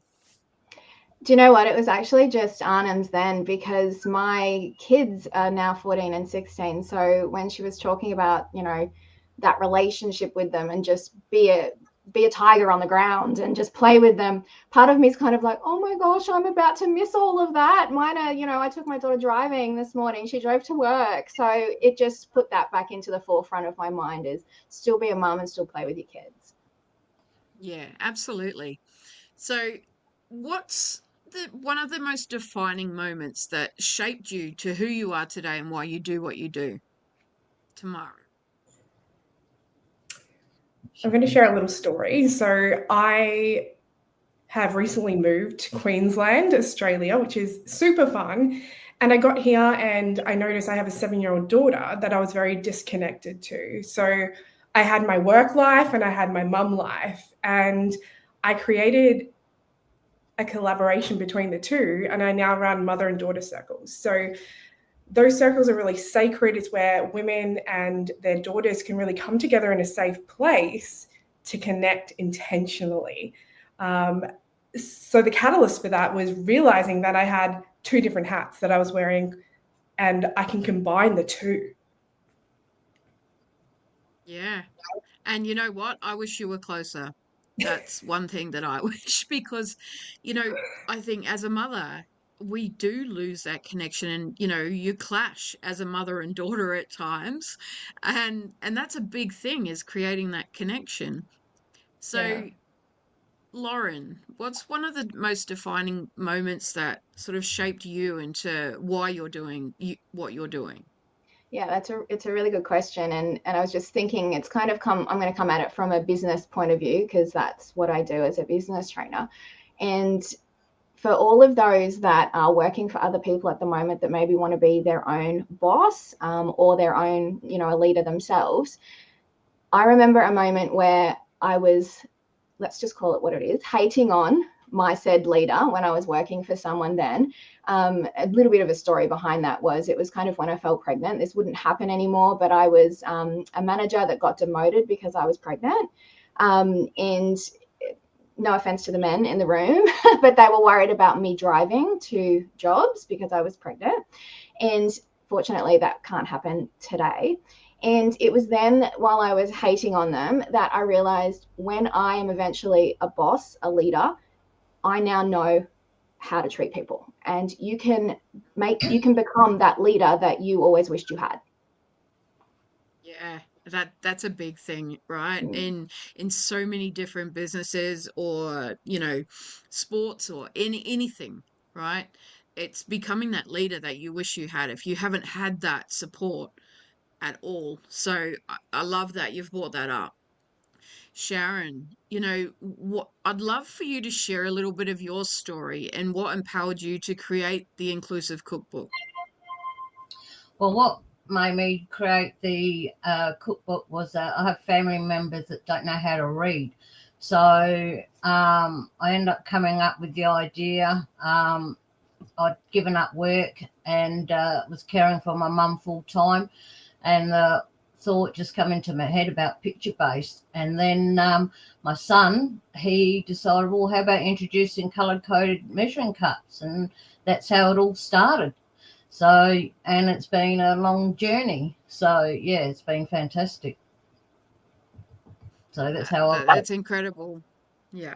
And I know your book, like, there's some big plans sort of coming up for you. Do you want to share a little bit about that? Yeah, I'm working on my next cookbook. Well, only doing it slowly, and this one will be introducing soups, main meals again, and some sweets. So yeah, because everyone keeps asking me, are you going to bring out another book? And I said yes. So there's that, but there's also other avenues that I'd like to get into, because there's so many people with different allergies and all of that. So that's something else that I'd like to be able to look into as well. And it's so well needed, right? And I love your mission, Sharon, and I get to work closely with you. So I am a big part of that journey and witnessing your journey, right?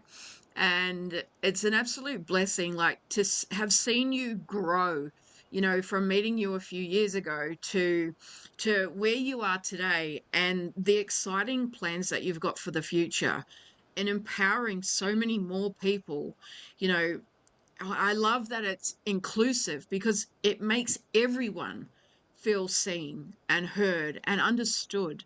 And I think it's that one piece of that being understood that brings life to so many people.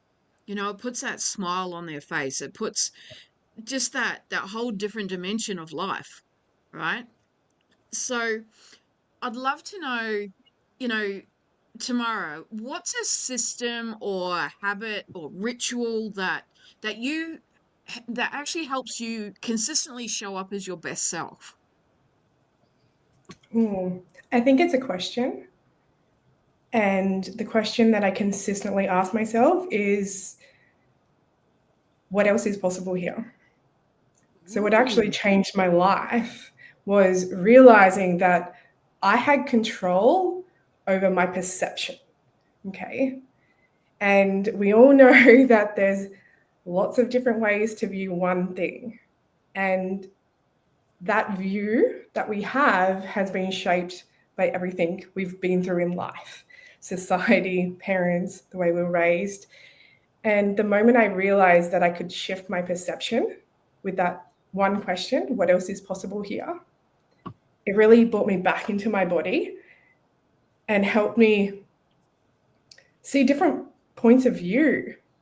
Like with my daughter, for example, if she's having an absolute meltdown, which I don't know if anyone has any 7-year-olds, but they can be pretty dramatic. And that just helps me really see like what's been going on in her life. How have I contributed with my own stress levels, and how to help her then move through it without any judgment. It's removing that judgment. So what else is possible here? Yeah, I love that. Lauren, can you extend out on that, on anything there? Yeah, a little bit. Very similar to what Tam said, by way of, I kind of tell myself, you can do it all, but breathe.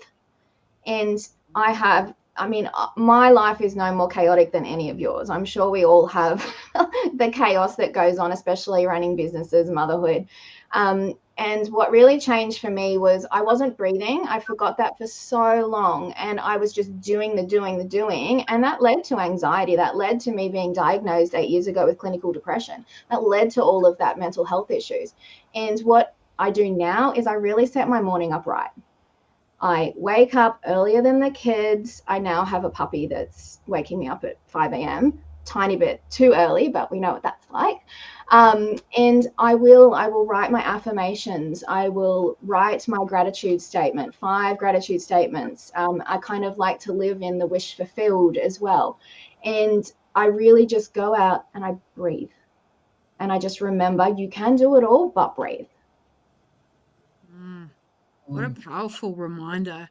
Just that pause, right? That breath. So important. Sharon, what's one thing that you set yourself up for every day that keeps you going, that fills your cup? Is making sure I do something for myself, even if it's one little thing. even saying affirmations or anything to put me into a good headspace to start me up. Yeah. Yeah. And it is, you know, the way that you talk to yourself and the way that you set your morning up, it can really set your day up. But it's that shift in perspective where you can switch. You know, if you wake up in a really shitty mood, right? What can you do for yourself? And tomorrow, I love that you asked that question, you know, how can I be or better than what I was?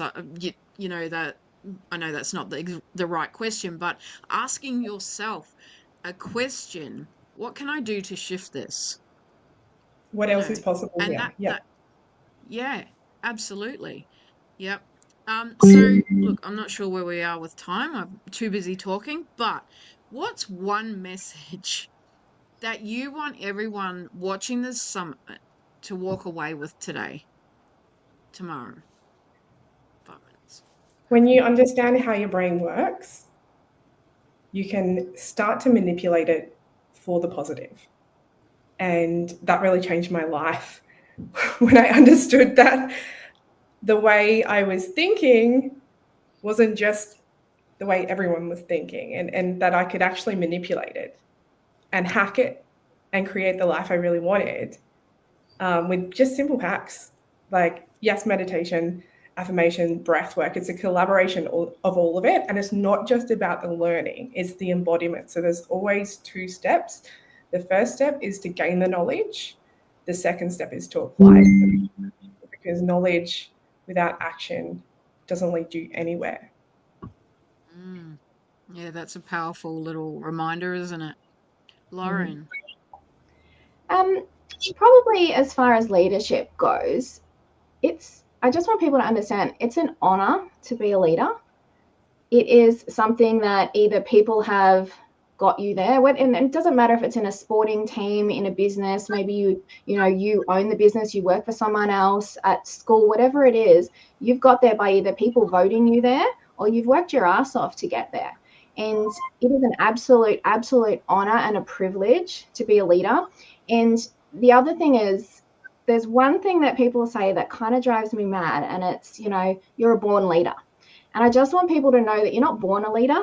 Like, you don't actually come flying out your mum as a leader. It is because of the work and the dedication that you have got there. So don't think, oh, I'm not a born leader, I can't do it. You absolutely can. Absolutely. Yep, that's brilliant. Sharon, what's one thing that you would love to share with the people that are watching today?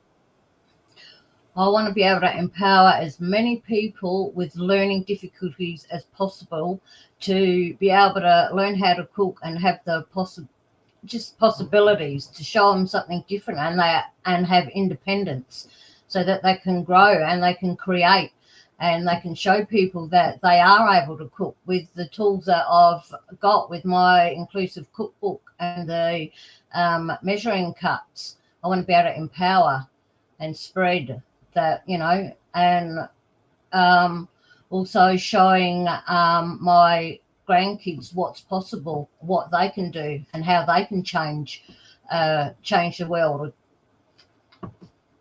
Absolutely. And I think one of the biggest things is it's giving confidence to those people. Yep. It certainly is. Thank you, ladies. Yeah. So I'm going to ask you one last question, or actually two questions. The first one is, what does legacy mean to you? A legacy means, for me, transforming the minds of the younger generation to come. They're gonna outlive you. So for me, all my work is based off that generational impact and change for the positive. Yeah, that's big. Lauren. Very similar, something that my kids can be proud of, that they can say, my mum did that, she did that for X, Y, and Z. Yeah. That's awesome. Sharon. I want to be able to show that my children and my grandchildren and future great grandchildren can follow the footsteps, and I can show them what I've done, and hopefully that my grandchildren and children can see what I've achieved, and they are able to make a difference. Yeah, that's awesome. So how can people connect with you, Tamara? Yeah, so I have a beautiful gift for all of the listeners here today. It's an ebook. I'll drop the link in the comments, or you can message me direct. And inside of that book, it really takes you from stuck to unstuck. So this is the very first step that I wish I had when I knew I needed to do work on myself, and I knew I needed to get out of this funk and didn't know where to turn. So if you're feeling like that, you're watching this, and you want something to really help you step forward and create the action map for your unique life, then yeah, I'll drop the link in, or simply message me.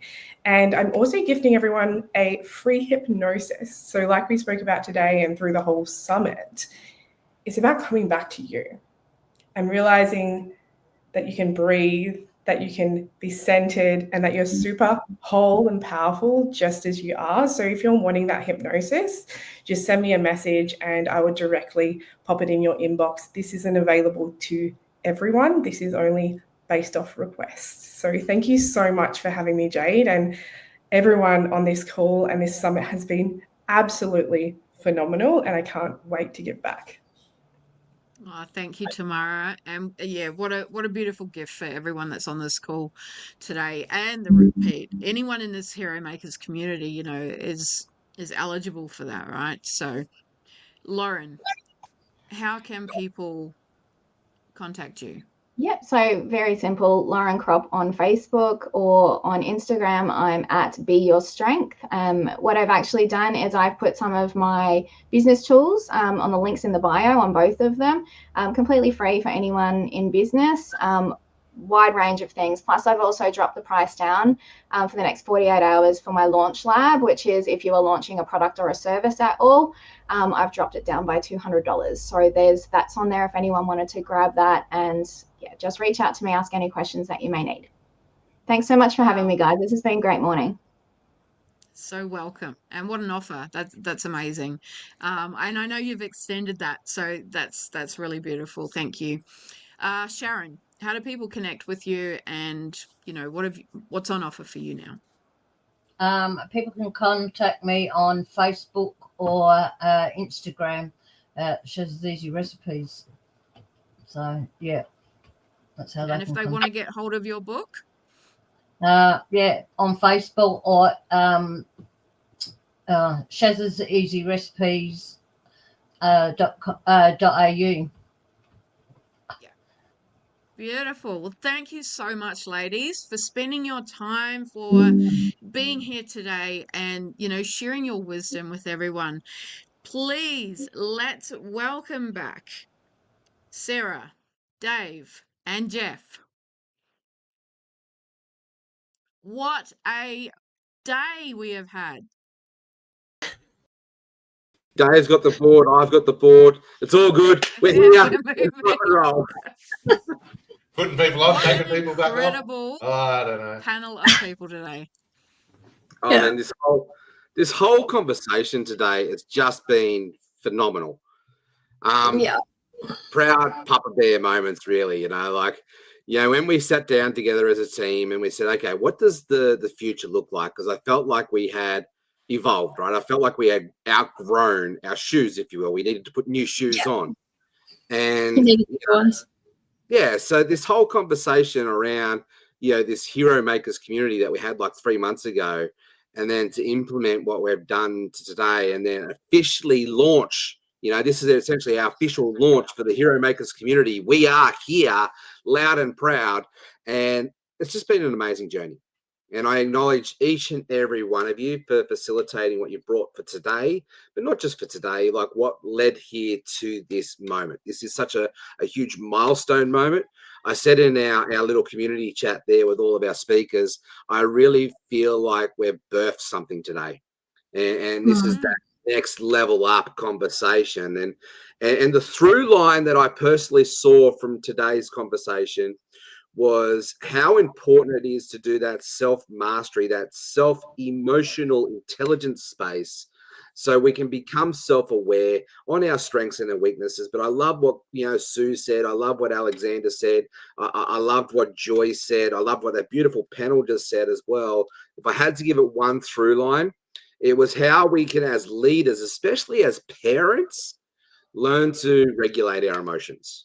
And that starts with self-awareness and self-identity. And that was, the heart of the leadership conversation today that I really wish that had come out, and it has come out, is leadership starts with you. You can't lead others if you can't lead yourself. And as parents, especially for those of us speaking to the parents' heart for a second, we are impacting the youth and the generation of tomorrow. And it's a sacred responsibility. It's a sacred blessing, if you will, to really empower and equip our kids. And, if we want to create kids that are set up for success, well, we've got to learn how to master our emotions as well and teach them how to do the same thing. So that's lead by example conversation. Yeah. Absolutely. Jade, you've done an amazing job, like I knew you would. And both Sarah, you both did an amazing job being co-host. But Jade, what has been the biggest thing that jumped out from you from today's discussion? Oh, wow, there's just been so much. I think probably one of the biggest things is really the pause, right? And listening, actually listening to people, not talking over them, not assuming anything. It's that pause. And that pause can mean so many things for so many people. But just being able to be aware of that is just incredible.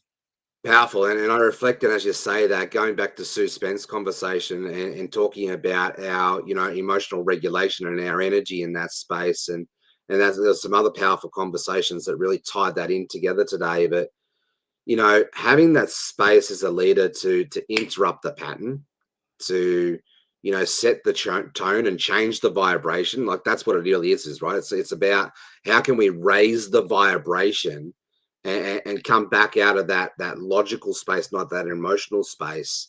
And actually, a Kylieism jumps out for me right now. And Kylie sort of brought this one in for me. And she taught me this many years ago now. When our emotions go high, our intelligence goes low. And that's one of those mantras and those statements that's really stuck with me, because I know I'm an emotional person. And, and I can react. But you get wiser, just like, going to the gym, it becomes like a muscle. The more you focus on this and self-evaluate and put yourself in positions to grow, you go and become stronger and wiser. I think life doesn't get easier as we get older. It actually gets harder, but we get wiser, we get stronger. And here's the key thing that, this is what the Hero Makers community is all about, is we get to connect with the right players that help to elevate us. And that's the legacy impact of what we're creating here. Sarah, before we I'll throw to Dave in a second, but I want to go to you, Sarah. What has been the biggest insight for you in today's discussion? What have you taken away? So many things, but that really knowing who we are so we can lead people from that space, and remembering that, particularly with our kids, they're a lot smarter than we give them credit for, and they are always, always watching. So they see what you do. And the best way to lead them is to lead yourself and make sure that you're coming from that grounded, regulated space, that you're actually not just reacting to what's going on, but responding and solving the problem in the right way. And the other thing was how important it is to draw on our community, to have that connection, because we can't do everything by ourselves. And we really do become some of those 5 people that we hang around the most. So we should make sure that those people lift us up, inspire us, and are who we want to be. 2 words that I've heard out through this whole summit that's really come to the surface. And I'd love to get the transcript to see if I can prove myself right here for a second. The 2 words, right, are community and connection. You know, they're probably been the most repetitive words throughout this summit. And you know, I think it was Kylie that said it, like, we can't raise our kids by ourselves. We need to do it in tribe, you know, like, you know, it takes a village to raise a kid, right? And that's been another through line from this discussion today is we have such a supportive network, but we're all struggling to do life because we're trying to do it on our own. And you know, we just need to learn to put our hands up and just say, hey, I need help. But that only happens in safe environments where people talked about this. I can't remember who it was now, but someone mentioned about belonging in that space. And so this is the heart of what we're creating here in this Hero Makers community, is to create a community where people feel like they belong and have that safe space where they can go do the messy growth journey together, wherever you are on your journey. If you're a hero maker already, great, we need you. If you're a hero on the journey, you're stepping into that space, you're going from that transitional point, great, we need you. If you're an aspiring leader, you know, you're just starting to go through this journey and you probably don't identify as yourself as a leader yet, guess what? You already are, because you're here, you're hungry and you're coachable and you're wanting to learn. So you're probably what we identify as aspiring leader. Great, we need you. And yes, Zoe, you know, we're not an island. A community and connections is what we all need to thrive, and not just survive, but actually thrive through life. So Dave, I know you're muted there, mate, but just let's get you unmute yourself.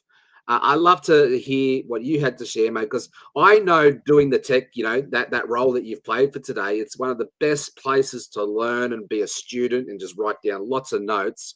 And I'm sure that you've taken away a lot of wisdom and really valuable gold from today's discussion. But before you get to share, for the three of us and for all of our speakers and for our audience, mate, thank you. Thank you for the way that you serve. Thank you for the way that you show up. Thank you for the way that you carry us. And really, really, really, really, really, really, really, really, really, really, really love you and appreciate you. Dave, so careful, I was going to say careful, I'll have to take you off the stage. I'll pull you. Yeah, exactly. Well, thank you guys. It's you know, always a pleasure. Well, I was actually just typing it into the comments on Facebook there, but I think for me there was just so much gold and just so much wisdom from everybody, and what it made me reflect on is what we had a conversation about earlier in the week, and that was, you know, raising as a leader. So there was just so much in there that I could sort of, you know, just see how people would be able to take that and use it, and, you know, obviously raise their lead as a leader, and then, you know, obviously help their people do the same thing. So yeah, it was just amazing, you know, group of speakers, amazing job that you guys all done as well. It was just a privilege to be a part of, and yeah, I just can't wait till the next one, and we just keep, you know, rocking and rolling through this community. It's going to be incredible. Yeah. And so whilst we're here, thank you, Dave. Thank you, Sarah. And thank you, Jade. It's been an absolute privilege, you know, birthing this baby with you all and launching our first inaugural, you know, Hero Makers Summit. So we're going to do these once every 2 months. And part of the whole conversation here is how could we play a bigger, better game? And so we want to introduce you here as we wrap up. We're actually launching this offer, and we've got a Founders Club offer here for you, so stick around. So we want to help people step into their fire, you know, build your influence, and instead of having to do it on your own, like there's a pre-made community already here for you. Okay, it's small, it's 2,500, but you watch this space. I bet you my bottom dollar that in the next 6 months it's going to be 10,000. Next 12 months it's going to be 20,000. That's the heart that we're creating here, to create that inner circle for coaches, for podcasters, for speakers, for leaders who are ready to connect, collaborate, and really step up and shine. You know, if you're looking for places to find your voice, great, we're here to serve you. If you're looking for places to elevate your voice, great, we're here for you. If you're looking for places to amplify your voice and have a launch pad, you know, necessarily don't have a community. We've had like Dave on our launch pad. We've had Jade on our launch pad. Sarah's going to start stepping on our launch pad. We've got some amazing speakers, like Zoe's been on our launch pad. Craig's been there. And so we want to basically create a club, you know, where our VIP hero makers belong. So we've got two options here for you, gold and platinum. And guys, I'm going to throw it back to you to share what you're most excited about this offer. But let me just quickly go through what's actually involved in it. So we've got gold or platinum offers. So for our gold membership, for our founding price, you can lock it in. This is US dollars because most of our audience is in the USA and it's just easier to use the one currency. So it's $47 US a month for our gold members or $97 US a month for our platinum members. For the gold member, what you're going to get is you're going to get access to a private community. And we're going to do once a month, we're going to do guest speaking and speed networking. What does that mean? So we're going to have, say, 100 people in that group. Half an hour at the end there, you'll get the opportunity and you'll be broken up into breakout rooms. And so 10 minutes here, then we'll rotate and then you get another 10 minutes and then you get another 10 minutes. So the idea here is to build community, is to build connection, is to build relationships, is to build intimacy, to start sparking these podcast swaps, these collaborations, these new opportunities that could be birthed, as you've just seen what's happened to today's discussion. I know what's happening or in the background. Kylie, Zoe, and Joy, and I think a few others are jumping in there. They're already connecting. So this is beautiful to see this place happen. We'll have guest experts. I'll probably bring in Joseph McClendon. I can probably bring in Mary Glorifield. I could bring in some of our awesome connections here. I've actually just reached out to my mentor and my business partner, Michael Silvers, and he's going to be on a call next week, which I'm going to wrap up with and talked about here. There'll be sponsorship visibility as we build this community, as we build this newsletter that we're going to have with it as well. There'll be an opportunity to get your sponsorship on there. And the real goal here is to build relationships. It's a combination of community. It's a combination of Chamber of Commerce, BNI type sort of thing, bringing all that together in a virtual environment. If you join for 12 months, you can definitely save there. But also, you can just do the monthly subscription and cancel anytime, yada, yada, yada. You will be grandfathered in. This price will be raising. And so you want to get in and lock that in now to get that grandfathered in. The platinum offer here is everything that we've just included with gold, but really this big thing here about our launch pad. Now, this will be invitation only. You've got to be a member of this community for at least 6 months or have paid up front to be access to this. Essentially what that means is, let's say you're just an aspiring coach or you're a new hero on the journey and you've got a masterclass, you've got a webinar, you've got a free offer or a low ticket offer that you want to launch, but you don't have a pre-made community already. Well, we do. And we want to share that with you from the space of serving our community to help other hero makers step up and create other leaders, right? And so we want to offer you that platform, that stage to be able to help you to tap into that. That's for our platinum offers. We'll also have premium sponsorship. There'll be expanded discounts through other offers that we have as far as our network here. And away you go. So as you can see, this is very focused on how do we create that greater good impact, that legacy conversation to really tie it in here to be able to launch this. This is something that we've been working on in the background for a lot of months now. And it's such an amazing place here to be at this stage. Thank you, Jade. Thank you, Dave. Thank you, Sarah, for all of your support to helping to make this happen. But guys, you've been here on this journey with me, right? You've partnered with me. You've started off as students. Now you're partnering with me as that accountability buddies and business partners. You've gone through that hero makers journey yourself, Jade. So I'm going to go to you. Summarize the last 2 years together, and what's in it for our audience as we level up. Oh, I think it's the possibility.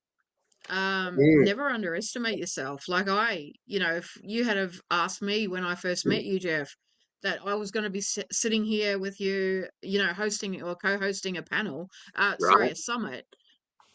Like, yeah, no, never even entered my mind, right? But it's the possibility of just saying yes to something that's going to help you grow, Mm. and that's probably the biggest thing that I can see here, and the possibilities are endless. Yeah. And it's that forced exponential growth that I keep coming back to. Like, I remember our first conversation when we first started.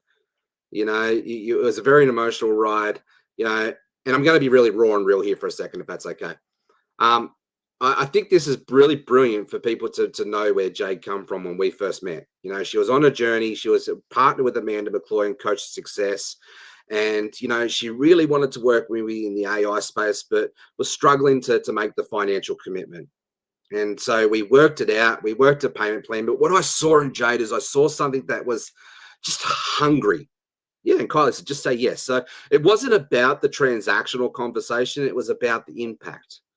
And so I saw something in Jade, and we started to really partner in that space. And so Jade was one of the very first team players in what we're doing today. And what I love about you, Jade, is you've just said yes. You've stepped up. You know, there's been an emotional roller coaster ride of growth, and we've all done that messy journey together. But we've always been transparent with one another. There's always been respect at the core heart of that conversation. And to get to this stage now where I can see you as a true partner, it's amazing. And that wouldn't have happened if we didn't both just say yes to start that, looking at that and see what could be possible in that, to see the bigger picture. And it's been a beautiful ride, Jade. That's right. We're only just getting started. Yeah. You know, only just getting Absolutely. started. And I know that you're doing your own thing. You've got your brand dialed in.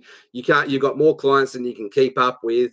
And it's just absolutely beautiful to see the journey from where you were to where you are now. It really is that caterpillar versus that butterfly story.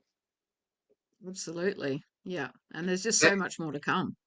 Yes, for sure. And Dave, I've seen you do the same thing, mate. Like, you came to me like a deer in the headlights, bewildered. You know, you could build websites. You were lost in that conversation with the noise, with trying to be an SEO expert and a website expert, just like every other person out there now.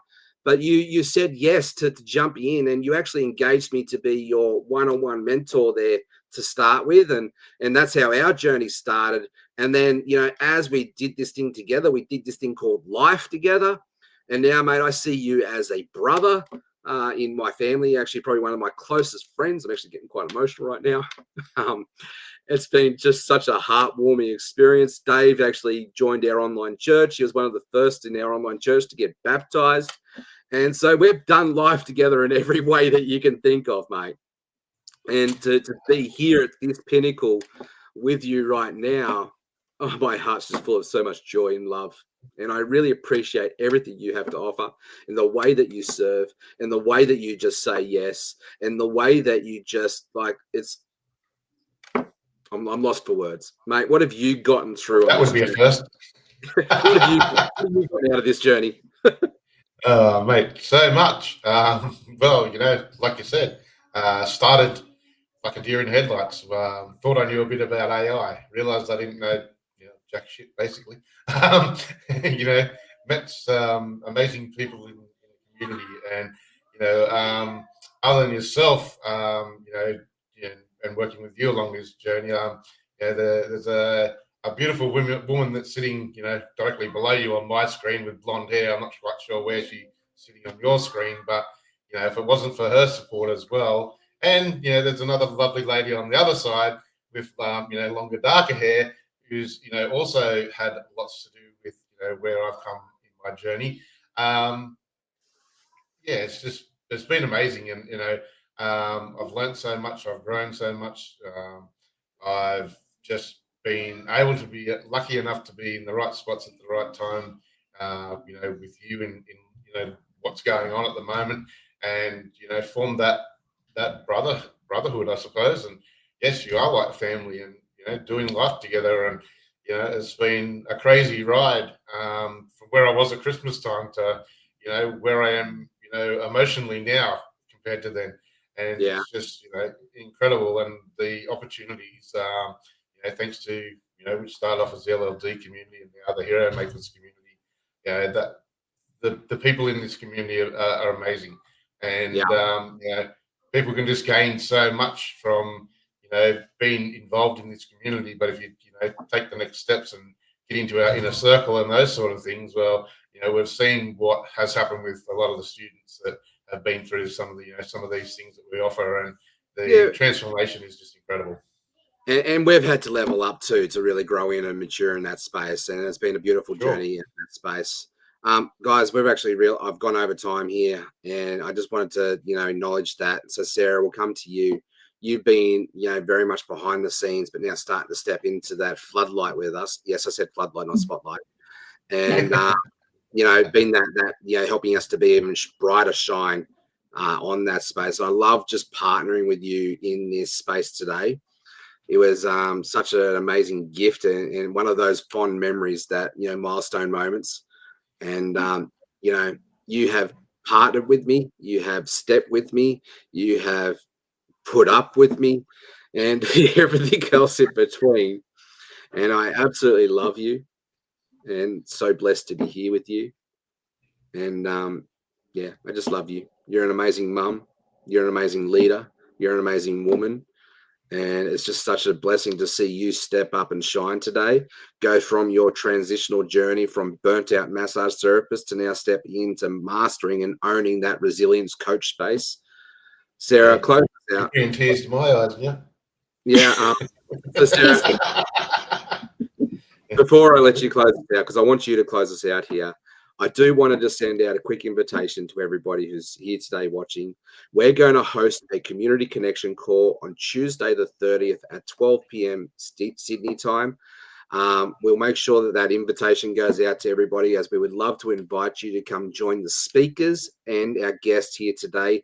And I've also got a very special guest. I'm going to invite Michael Silvers, who is my mentor and my business partner, in here to share some of his wisdom in this space, and one of the the people that's helping me lift me up, lift us up in bipartisan in that journey. So we'll have some time and opportunity there to learn from his wisdom.